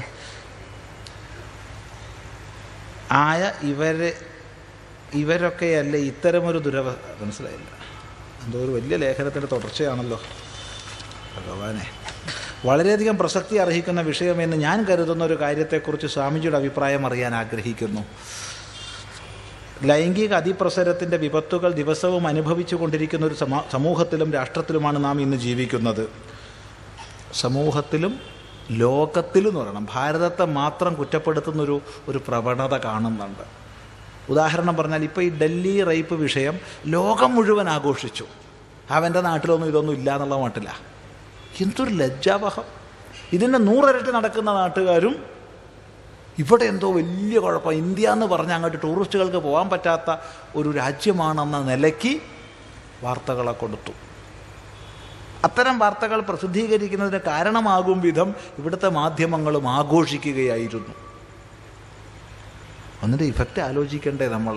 തൽക്കാലത്തെ വികാരത്തിന് എന്തെങ്കിലുമൊക്കെ അടിച്ചു വിട്ടുകൊണ്ടിരുന്നാൽ അത് മായ്ക്കാൻ പറ്റില്ലല്ലോ. അതുകൊണ്ട് രാഷ്ട്രം, ലോകം എന്നുകൂടി കൂട്ടിച്ചേർക്കണം. ഇന്ന് ജീവിക്കുന്ന വളരെയധികം ആശങ്കകളെ ഉണ്ടാക്കിയിരിക്കുന്നു. മറ്റു പല രാജ്യങ്ങളിലും ഈ പ്രശ്നം നിലനിൽക്കുന്നുണ്ടെങ്കിലും ഭാരതത്തിൽ ലൈംഗിക അതിക്രമങ്ങളുടെ തോത് ഗണ്യമായി വർദ്ധിച്ചു വരുന്നതായി കാണുന്നു. എന്തുകൊണ്ടാണ് ഇങ്ങനെ സംഭവിക്കുന്നത്? വ്യക്തമാണ്, മൂല്യബോധം ജീവിതത്തിൽ നിന്ന് നഷ്ടപ്പെടുന്നു. കൊച്ചു കുട്ടികൾക്ക് ധാർമ്മിക ബോധം ലഭിക്കുന്നില്ല. ലോകത്തിൽ ഏറ്റവും അധികം വ്യക്തികൾ അശ്ലീലങ്ങളായ ലൈംഗിക സൈറ്റുകളിലേക്ക് സന്ദർശിക്കുന്നത് ഇന്ത്യയിൽ നിന്നാണെന്ന് കഴിഞ്ഞതിന് മുമ്പത്തെ വർഷം ഗൂഗിൾ വെളിപ്പെടുത്തിയിട്ടുണ്ട്. അത് പിന്നെ വേറൊരു ഘടകം കൂടിയുണ്ട്. രാഷ്ട്രത്തിൻ്റെ വലുപ്പവും ജനസംഖ്യയുടെ ആധിക്യവും കൂടി ഒന്ന് തുലനം ചെയ്ത് സ്വീകരിക്കുമ്പോൾ ചിലപ്പോൾ ഇതിനേക്കാൾ എത്രയോ അധികം ചെറിയ രാജ്യങ്ങൾ റിലേറ്റീവായിട്ടുണ്ടാകുമായിരിക്കാം. പക്ഷെ എങ്കിലും നമ്മളത് ഗൗരവമായി തന്നെ എടുക്കേണ്ടതാണ്. അതുകൊണ്ട് മൊബൈൽ ഫോൺ, ഇൻ്റർനെറ്റ് തുടങ്ങിയ നല്ല നല്ല അനുഗ്രഹങ്ങളെ എങ്ങനെ ഉപയോഗിക്കണമെന്ന് ഉള്ള ബോധം കുട്ടികൾക്ക് നമ്മൾ ചെറുപ്പത്തിലേ കൊടുക്കണം.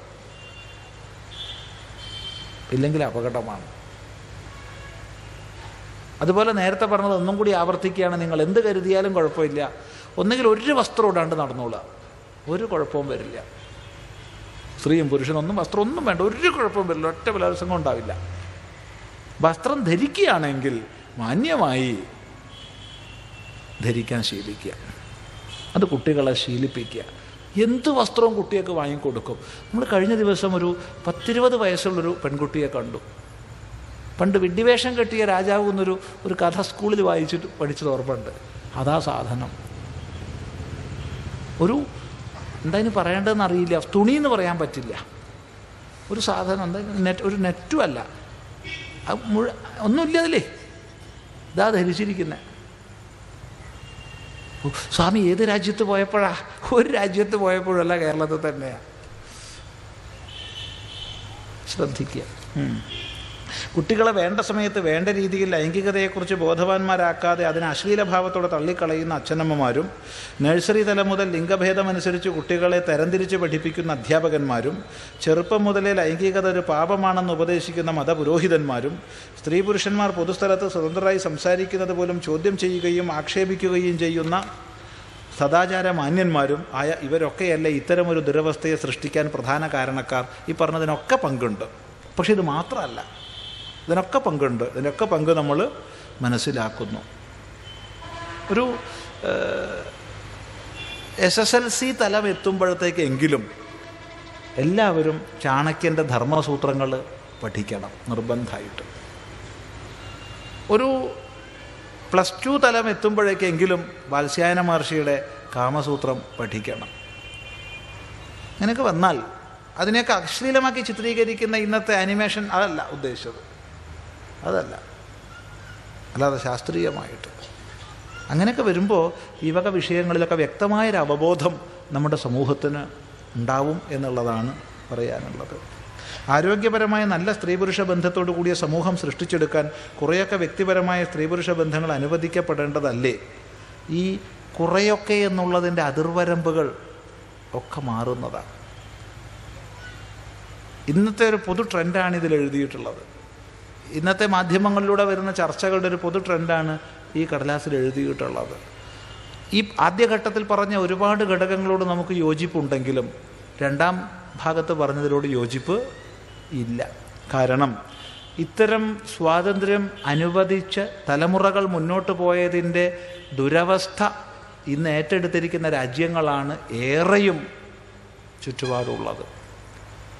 അവർ അതിൽ നിന്ന് രക്ഷപ്പെടാൻ വേണ്ടി ഏതൊരു സമ്പ്രദായത്തെ അനുവർത്തിക്കാൻ വേണ്ടി ഇന്ന് കൂടുതൽ മുന്നോട്ട് വരുന്നുവോ അങ്ങനെയുള്ള നമ്മൾ നമ്മുടെ മഹത്വത്തെ തിരിച്ചറിയാതെ എന്തോ ഏതോ അനുകരിക്കാൻ പോയാൽ അത് ആത്മഹത്യാപരമായിരിക്കും എന്നുള്ളതിൽ സംശയമൊന്നുമില്ല.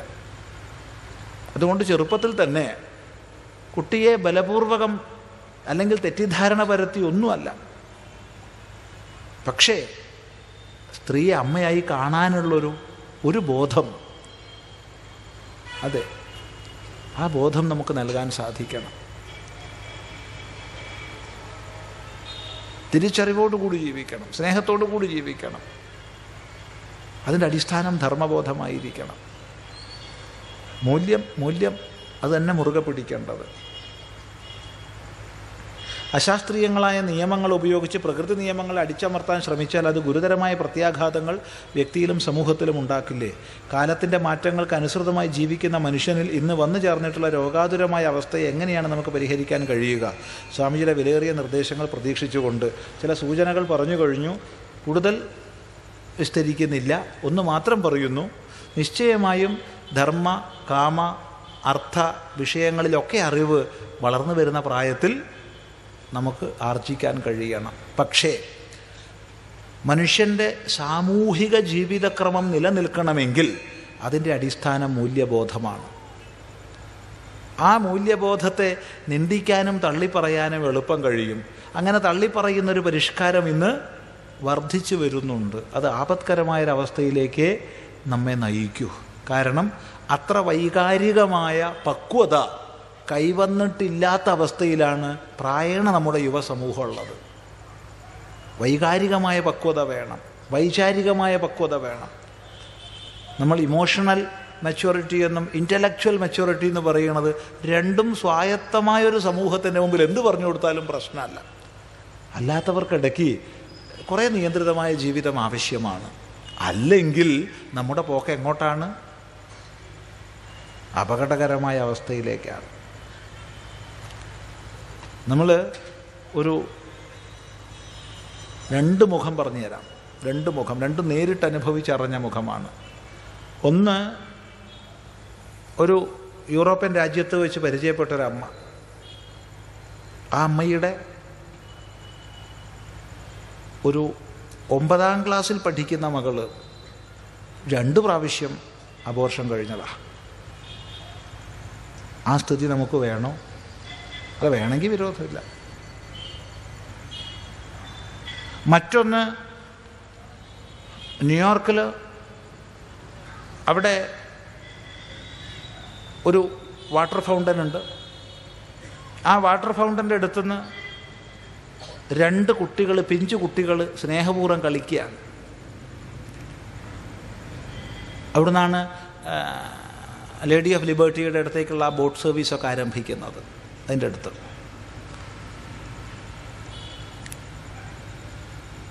ഇവർ ഒരു വസ്ത്രവും ധരിക്കാണ്ട് 3.5 വയസ്സും 5 വയസ്സുള്ള കുട്ടികൾ കളിച്ച് തുടിക്കുക. വെള്ളം കാണുമ്പോൾ ഏത് കുട്ടിയൊക്കെ സന്തോഷമില്ലാത്ത? അപ്പം ഇവരുടെ കളി കണ്ട് സന്തോഷിച്ച് അച്ഛനും അമ്മയും ഫോട്ടോ എടുക്കാൻ തുടങ്ങി. ഇവരുടെ ഉടനെ പിടിച്ചു പോലീസ്. ഇത് ചൈൽഡ് പോർണോഗ്രാഫിയാണ്. വിശ്വസിക്കുമോ നമ്മൾ? ഈ അച്ഛനെ പരിചയപ്പെടാനിടയായി.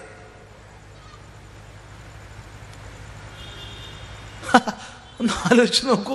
3.5 വയസ്സും 5 വയസ്സുള്ള കുട്ടികൾ വെള്ളത്തിൽ തുടിച്ച് കളിക്കുന്നത് കണ്ട് സന്തോഷത്തോടു കൂടി ഫോട്ടോ എടുത്ത ആ അച്ഛൻ്റെ പിതൃഭാവം അത് ശിക്ഷിക്കപ്പെട്ടു. കാരണം ആ ഫോട്ടോ എന്താണ്? അത് ചൈൽഡ് പോർണോഗ്രാഫിയുടെ ഫോട്ടോ ആണ്. ഈ അവസ്ഥയിലേക്ക് നമ്മൾ എത്തിച്ചേരണോ? അതുകൊണ്ട് നമുക്ക് പരമ്പരാഗതമായി ചില സംസ്കാരത്തിൻ്റെ അടിസ്ഥാനത്തിൽ രൂപപ്പെട്ട മൂല്യബോധമുണ്ട്.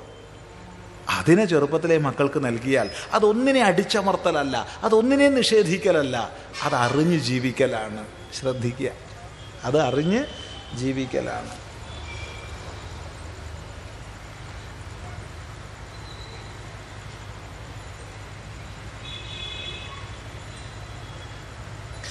കക്കോടിയിൽ ആരാലും പരിപാലിക്കപ്പെടാതെ ഏകദേശം 60 വർഷത്തോളമായി ഇടിഞ്ഞു പൊളിഞ്ഞു കിടന്നിരുന്ന ഒരു അയ്യപ്പ ക്ഷേത്രത്തിൽ ഇപ്പോൾ നവീകരണം പുനഃപ്രതിഷ്ഠാ പ്രവൃത്തികൾ നടന്നുകൊണ്ടിരിക്കുകയാണ്.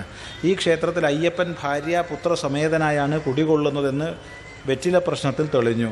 നിത്യബ്രഹ്മചാരിയായ അയ്യപ്പൻ വിവാഹിതനായിരുന്നോ? നാട്ടുകാരുടെ സംശയമാണ്. അതിനാൽ അയ്യപ്പൻ്റെ ഗൃഹസ്ഥാശ്രമത്തെപ്പറ്റി പറഞ്ഞു തരാമോ? അയ്യപ്പനും ധർമ്മശാസ്താവും തമ്മിലുള്ള ബന്ധവും ഒന്ന് വിവരിച്ചു തന്നാൽ ഒരനുഗ്രഹമായിരുന്നു. ഇവിടെ അയ്യപ്പൻ എന്ന് നമ്മൾ പറയുമെങ്കിലും ശാസ്ത്രീയമായി തന്ത്രശാസ്ത്രമനുസരിച്ചിട്ടുള്ള പൂജാവിധാനങ്ങളൊക്കെ തന്നെ ധർമ്മശാസ്താവിനാണ് പതിവ്. അയ്യപ്പൻ്റെ പൂജയിൽ വിനിയോഗിക്കുന്ന മന്ത്രങ്ങളെല്ലാം ധർമ്മശാസ്ത്ര മന്ത്രങ്ങളാണ്. ശാസ്ത്രമന്ത്രങ്ങളാണ് അയ്യപ്പൻ്റെ പൂജാവിധാനത്തിൽ ഉപയോഗിക്കുന്നത്. ആ ശാസ്താവിൻ്റെ ഒരു കലയായിട്ടാണ് അയ്യപ്പൻ എന്ന ദേവതാവിശേഷത്തെ മാനിക്കുന്നത്. അയ്യപ്പൻ എന്ന ദേവതാവിശേഷം ബ്രഹ്മചാരിയായിട്ടാണ്. എന്നാൽ ശാസ്താവ് ഭാര്യമാരോട് കൂടിയ ഭാവത്തിലാണ്. പ്രായേണ എന്നുള്ള വാക്ക് അടിവരയിട്ട് മനസ്സിലാക്കണം. ഇങ്ങനെയുള്ള ശാസ്ത്രസങ്കല്പത്തിൽ ക്ഷേത്രങ്ങൾ മേൽക്കൂര ഇല്ലാത്തതായിരിക്കും. പ്രായേണ. ഇതിന് അപവാദം കണ്ടാൽ ഇങ്ങനെ ചിദാനന്ദപുരി സ്വാമി പറഞ്ഞിട്ടുണ്ടെന്ന് പറയരുത്. കാരണം പ്രാദേശികങ്ങളായ ഒട്ടധികം വ്യത്യാസങ്ങളുണ്ട്. അയ്യപ്പൻ എന്നുള്ളത് ശാസ്താവിൻ്റെ ഒരു കലയായിട്ടാണ്. എപ്രകാരം വിഷ്ണുവിൻ്റെ ഒരു അവതാര കലയായിട്ട് രാമൻ, കൃഷ്ണൻ, മത്സ്യം, കൂർമ്മം, വരാഹം ഒക്കെ മാനിക്കപ്പെടുന്ന പോലെ ധർമ്മശാസ്താവിൻ്റെ അവതാര കലയായിട്ടാണ് ശാസ്താവ് അയ്യപ്പൻ മാനിക്കപ്പെടുന്നത്. ആ അയ്യപ്പനെ നിത്യബ്രഹ്മചാരിയായിട്ട് മാനിക്കുന്നു. ശാസ്താവിനെ ഭാര്യമാരോട് കൂടിയതായിട്ടും മാനിക്കുന്നു. ഇനി മറ്റൊന്നുകൂടി പറയാം. ഈ അയ്യപ്പൻ്റെ അമ്പലമായാലും ശരി, അവിടെ പൂജാവിധാനത്തിൽ മാത്രമല്ല എല്ലാ സങ്കല്പത്തിലും ശാസ്ത്രസങ്കല്പമായിരിക്കും. അതും പറയുന്നു. ഇന്ന് കുട്ടികളും ചെറുപ്പക്കാരും കാവിമുണ്ട് ധരിക്കുന്നു. ഭക്തിയുടെ അടയാളമായി പ്രചരിച്ചു വരുന്നു. കാവ്യവസ്ത്രം ധരിക്കുന്നതിനുള്ള ധാരണ എന്തായിരിക്കണം? കാവ്യവസ്ത്രം ധരിക്കുന്നതിന് ഇപ്പം തോന്നുകയാണ്, ആർക്കും വിരോധമൊന്നും തോന്നരുത്, എത്ര മുഷിഞ്ഞാലും നാട്ടുകാരറിയില്ല എന്നുള്ളതാണോ എന്നൊരു സംശയമുണ്ട്. ദയവ് ചെയ്ത് സന്യാസിമാരല്ലാത്തവർ കാവ്യവസ്ത്രം ധരിക്കാതിരിക്കുന്നത് നല്ലത്. കാവ്യവസ്ത്രം സന്യാസിമാർക്കുള്ളതാകുന്നു. ഞങ്ങൾക്ക് അതെങ്കിലും തരിക. കേരളത്തിലെല്ലാം കാവ്യ, കുട്ടികളും കാവ്യ, ഗൃഹസ്ഥന്മാരും കാവ്യ. നമ്മൾ ഒരിക്കൽ വളരെ വലിയൊരു വിദ്വാൻ, ഹിന്ദുധർമ്മത്തിൻ്റെ സമുദ്ധാരണത്തിന് വേണ്ടി നിരന്തരം പ്രവർത്തിക്കുന്നൊരു വിദ്വാൻ കേരളത്തിൽ വന്നപ്പോൾ പറയുകയുണ്ടായി, കേരളത്തിൽ ഇപ്പോൾ ഹിന്ദുധർമ്മത്തിന് നവോത്ഥാന പ്രസ്ഥാനങ്ങളുടെ ആവശ്യമൊന്നുമില്ല. കാരണം പൊതുവെ എല്ലാവരും മഹത്വത്തിലേക്ക് എത്തിക്കഴിഞ്ഞു, ഒരു ഭാഗവും സന്യാസിമാരാ, പിന്നെ എന്താ പ്രശ്നം? കളിയാക്കി പറഞ്ഞതാട്ടോ.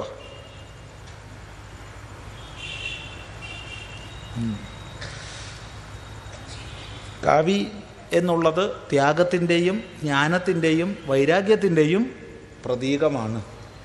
ഇതർത്ഥം മനസ്സിലാക്കുക. ഗോമാതാവിന് ഹിന്ദു സംസ്കാരത്തിലുള്ള പ്രാധാന്യം സർവദേവമയീ ഗോ. സർവ്വദേവതാമയിയായിട്ടാണ് നമ്മൾ ഗോവിനെ മാനിക്കുന്നത്. നമ്മുടെ വളർത്തമ്മയാണ് ഗോവ്. പ്രസവിച്ചു അമ്മ, പാല് തന്ന് നമ്മളെ വളർത്തി. എത്ര കാലം? കുറച്ച് കാലം. പിന്നെ നമുക്ക് പാല് തന്ന് വളർത്തിയതൊക്കെ പശുവാണ്. അതുകൊണ്ട് മലയാളികൾ അമ്മയെ മുറിക്കുന്നു, പ്ലേറ്റിലാക്കുന്നു, തിന്നുന്നു. സർക്കാർ മതം ചോദിച്ചാൽ ഹിന്ദു എന്ന് പറയുകയും ചെയ്യുന്നു. ഒന്നുകിൽ അത് പറയുന്നത് നിർത്തുക, അല്ലെങ്കിൽ ഗോമാതാവിനെ ഭക്ഷിക്കുന്നത് നിർത്തുക. സന്തോഷം. ഏതായാലും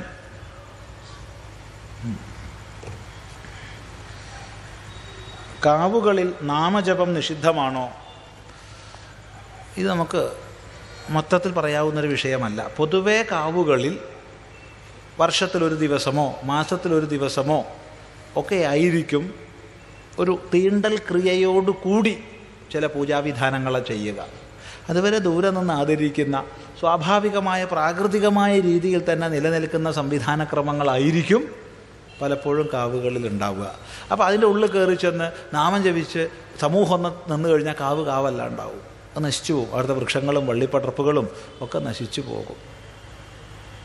അതേസമയത്ത് കാവെന്ന പേര് നിലനിൽക്കുകയും അത് കാവല്ലാതെ ക്ഷേത്രമായി പരിവർത്തിതമാവുകയും ചെയ്ത സ്ഥലങ്ങളാണെങ്കിൽ നിശ്ചയമായും അവിടെ ഒത്തൊരുമിച്ച് ജപം തുടങ്ങിയവ ചെയ്യുന്നത് നല്ലതാണ്. ഞങ്ങളുടെ പ്രദേശത്തെ ദേവീസങ്കല്പമുള്ള പ്രസിദ്ധമായൊരു കാവിൽ വെച്ച് ലളിതാ സഹസ്രനാമം കൂട്ടമായി ജപിക്കുന്നതിന് അനുമതി ചോദിച്ചപ്പോൾ ക്ഷേത്രഭാരവാഹി വേണ്ട എന്നും മുൻപ് ഇവിടെ ആൽത്തറയിൽ വെച്ച് ലളിതാ സഹസ്രനാമം പതിവായി ചൊല്ലിയ ആൾ ഒരു വർഷത്തിനുള്ളിൽ മരിച്ചുപോയി എന്നും പറയുകയുണ്ടായി. ഭഗവാനെ, ലളിതാ സഹസ്രനാമം ജപിച്ചുകൊണ്ട് എന്തായാലും മരിക്കില്ല. മരിക്കാനായപ്പോൾ അയാൾ മരിച്ചു. ലളിതാ സഹസ്രനാമം ജപിച്ച ഒരു പുണ്യം കൊണ്ട് മഹത്വം കൊണ്ട് അയാൾക്ക് സദ്ഗതി ലഭിച്ചിട്ടുണ്ടാവാം. അതിൽ യാതൊരു സംശയവുമില്ല. അതേസമയം ചിലരൊക്കെ ഒറ്റയ്ക്കിരുന്ന് ഇവിടെ ലളിതാ സഹസ്രനാമ പാരായണം ചെയ്യാറുണ്ട്. അതുകൊണ്ട് മരണം അവർക്ക് ഉണ്ടാവാറില്ലേ? അല്ല, അവർ അതുകൊണ്ട് മരിക്കാത്ത അവസ്ഥയിലെത്തിയോ മരിച്ചുവോ? എന്താ സംഭവിച്ചേ? പിന്നീടുണ്ടായ ചില ഒത്തുതീർപ്പ് വ്യവസ്ഥകളോടെ കൂട്ടായി ക്ഷേത്രത്തിൽ നാമം ജപം ചൊല്ലരുതെന്നും ഒറ്റയ്ക്ക് ശബ്ദമുണ്ടാക്കാതെ ചൊല്ലാമെന്നും അനുവദിക്കുകയുണ്ടായി. സന്തോഷം. ഒറ്റയ്ക്ക് ശബ്ദം ഉണ്ടാക്കാണ്ട് ചൊല്ലാം. അത് അവിടുത്തെ തന്ത്രിയാണ്, ആചാര്യനാണോ നിർദ്ദേശിച്ചത്? വേറൊരാൾക്ക് നിർദ്ദേശിക്കാൻ അധികാരമില്ല. ആചാര്യനാണ് നിർദ്ദേശിച്ചതെങ്കിൽ സ്വീകരിക്കണം. വേറെ ആര് നിർദ്ദേശിച്ചാലും സ്വീകരിക്കേണ്ടതില്ല. അതനുസരിച്ച് വർഷങ്ങളായി ക്ഷേത്രത്തിൽ വെച്ച് സഹസ്രനാമം ചൊല്ലുന്ന, ക്ഷേത്രാങ്കണത്തിൽ നാമം ചൊല്ലാൻ എത്തിയ ഒരു ഭക്തയോട് ക്ഷേത്രഭൂമിയിൽ ഇരുന്ന് നാമം ചൊല്ലരുതെന്നും നിന്ന് ശബ്ദമുണ്ടാക്കാതെ ചൊല്ലണമെന്നും നിർദ്ദേശിക്കുകയുണ്ടായി. ഭഗവാനെ, ഇരുന്നല്ലേ ചൊല്ലണ്ടേ? ഇരുന്ന് നട്ടെല്ല് നിവർത്തി ഇരുന്നിട്ട് വേണം ചൊല്ലേണ്ടത്. ഇത് നമ്മളെ സ്റ്റേജുകളിലൊക്കെ പ്രാർത്ഥന എന്നങ്ങ് പറയുമ്പോഴത്തേക്ക് സ്പ്രിങ് പോലെ ഒറ്റ എഴുന്നേൽക്കല പാടില്ല. നീണ്ടു നിവർന്നിരിക്കുക. നീണ്ടു നിവർന്നിരുന്നിട്ടാണ് നമ്മൾ ജപങ്ങളും കീർത്തനങ്ങളൊക്കെ ചെയ്യേണ്ടത്. അത് ശ്രദ്ധിക്കുക. എന്താ ഇപ്പം ഇങ്ങനെയൊക്കെ ചെയ്താൽ പറയുക? ഇതനുസരിച്ച് ചിലരൊക്കെ ഇപ്പോൾ ക്ഷേത്രാങ്കണത്തിൽ നിന്ന് ശബ്ദമുണ്ടാക്കാതെ സഹസ്രനാമ പാരായണം നടത്തുന്നു. അത് നല്ലതാണ്. ഇനി അവരോട് പറയേണ്ടത് ഒറ്റക്കാലിൽ നിന്ന് ചൊല്ലാൻ പറയുക. അപ്പോൾ കുറച്ചും കൂടി അവർക്ക് നല്ലൊരു ഉഷാറായിട്ട് അവർ നല്ല ദിവസമാവും. അല്ലാണ്ട് ഇപ്പം എന്താ പറയുക? അതും ഒരേ സമയത്ത് ഒരാളെ മാത്രമേ അനുവദിക്കുന്നുള്ളൂ. അത് നല്ലതാണ്. അപ്പം അവരെ നോക്കാനും പരിപാലിക്കാനൊക്കെ ഒരാളുണ്ടാവുമല്ലോ. കാരണം ആരെങ്കിലും ജപിക്കാൻ അധികം ആൾ വരുന്നുണ്ടോ നോക്കാൻ ഒരു കാര്യക്കാരൻ അവിടെ ഉണ്ടാവുമല്ലോ. അത് അവിടത്തേക്കൊരു ഗുണമായി ഭവിക്കട്ടെ. ഈ വിഷയത്തിൽ സ്വാമിയുടെ അഭിപ്രായം നിർദ്ദേശവും അറിയാൻ താല്പര്യമുണ്ട്. അവിടുത്തെ ആചാര്യനുമായി സംസാരിക്കുക. എന്താണ് ജപിച്ചാലുണ്ടാവുന്ന കുഴപ്പം എന്നുള്ളതിനെക്കുറിച്ച് അന്വേഷിക്കുക. കഴിയുന്നതും സമൂഹം ഒത്തൊരുമിച്ച് ഉച്ചത്തിൽ ജപിക്കുന്നത് നല്ലത് എന്നാണ് പറയുക. അതൊരു ക്ഷേത്ര രീതിയിലേക്ക് പരിവർത്തനം ചെയ്യപ്പെട്ടിട്ടുണ്ടെങ്കിൽ. അതല്ല, ധാരാളം വൃക്ഷങ്ങളും വള്ളിപ്പടർപ്പുകളും സർപ്പങ്ങളും മറ്റു ജന്തുക്കളുമെല്ലാം ആവസിക്കുന്ന ഒരു പാരിസ്ഥിതിക സുരക്ഷാ കേന്ദ്രമായിട്ട് അത് നിലനിൽക്കുന്നുണ്ടെങ്കിൽ അതിനുള്ളിലേക്ക് കയറാതെ പുറമെ നിന്ന് ദൂരെ നിന്ന് ആദരിക്കുന്നതാണ് നല്ലത്. അത്രയേ മറ്റൊന്നും അറിയാത്ത നമുക്ക് പറയാൻ പറ്റൂ. ഏതായാലും ഇവിടെ ഇത്രയും കടലാസുകൾ മാറ്റി വയ്ക്കുന്നു. കുറേ കടലാസുണ്ട്, മാറ്റി വയ്ക്കുക, അല്ലാണ്ട് വഴിയില്ല. കുറേ കടലാസുണ്ട്. നേരത്തെ ഇവിടെ സൂചിപ്പിച്ചു, ഇതിന് മറുപടി എന്താ ഇപ്പോൾ ചെയ്യാമെന്ന് ചോദിച്ചാൽ, ഇത് പുസ്തകത്തിലൂടെ മറുപടി തരുന്നൊക്കെ അപ്രായോഗികമായി പറഞ്ഞിട്ട് പ്രയോജനമൊന്നുമില്ല. നമ്മളിവിടെ രണ്ടാമത്തെ തിങ്കളാഴ്ചകളിൽ ഭഗവത്ഗീത ക്ലാസ് നടന്നിരുന്നു. കുറച്ചു കാലമായിട്ട് മുടങ്ങിയിട്ടുണ്ട്. അത് ഈ പ്രഭാഷണ പരമ്പരയോട് കൂടി മുടക്കം തീർക്കണം എന്നൊരഭിപ്രായം ഉണ്ടായിട്ടുണ്ട്. ഏതായാലും ആ ക്ലാസ്സിൽ വെച്ച് നമുക്കിത് സമയം അനുവദിക്കുന്ന രീതിയിൽ ബാക്കി മറുപടി പറയാം എന്നുള്ളതാണ് പറയുന്നത്. തൽക്കാലം നമുക്ക് ഉപസംഹരിക്കാം. ഓം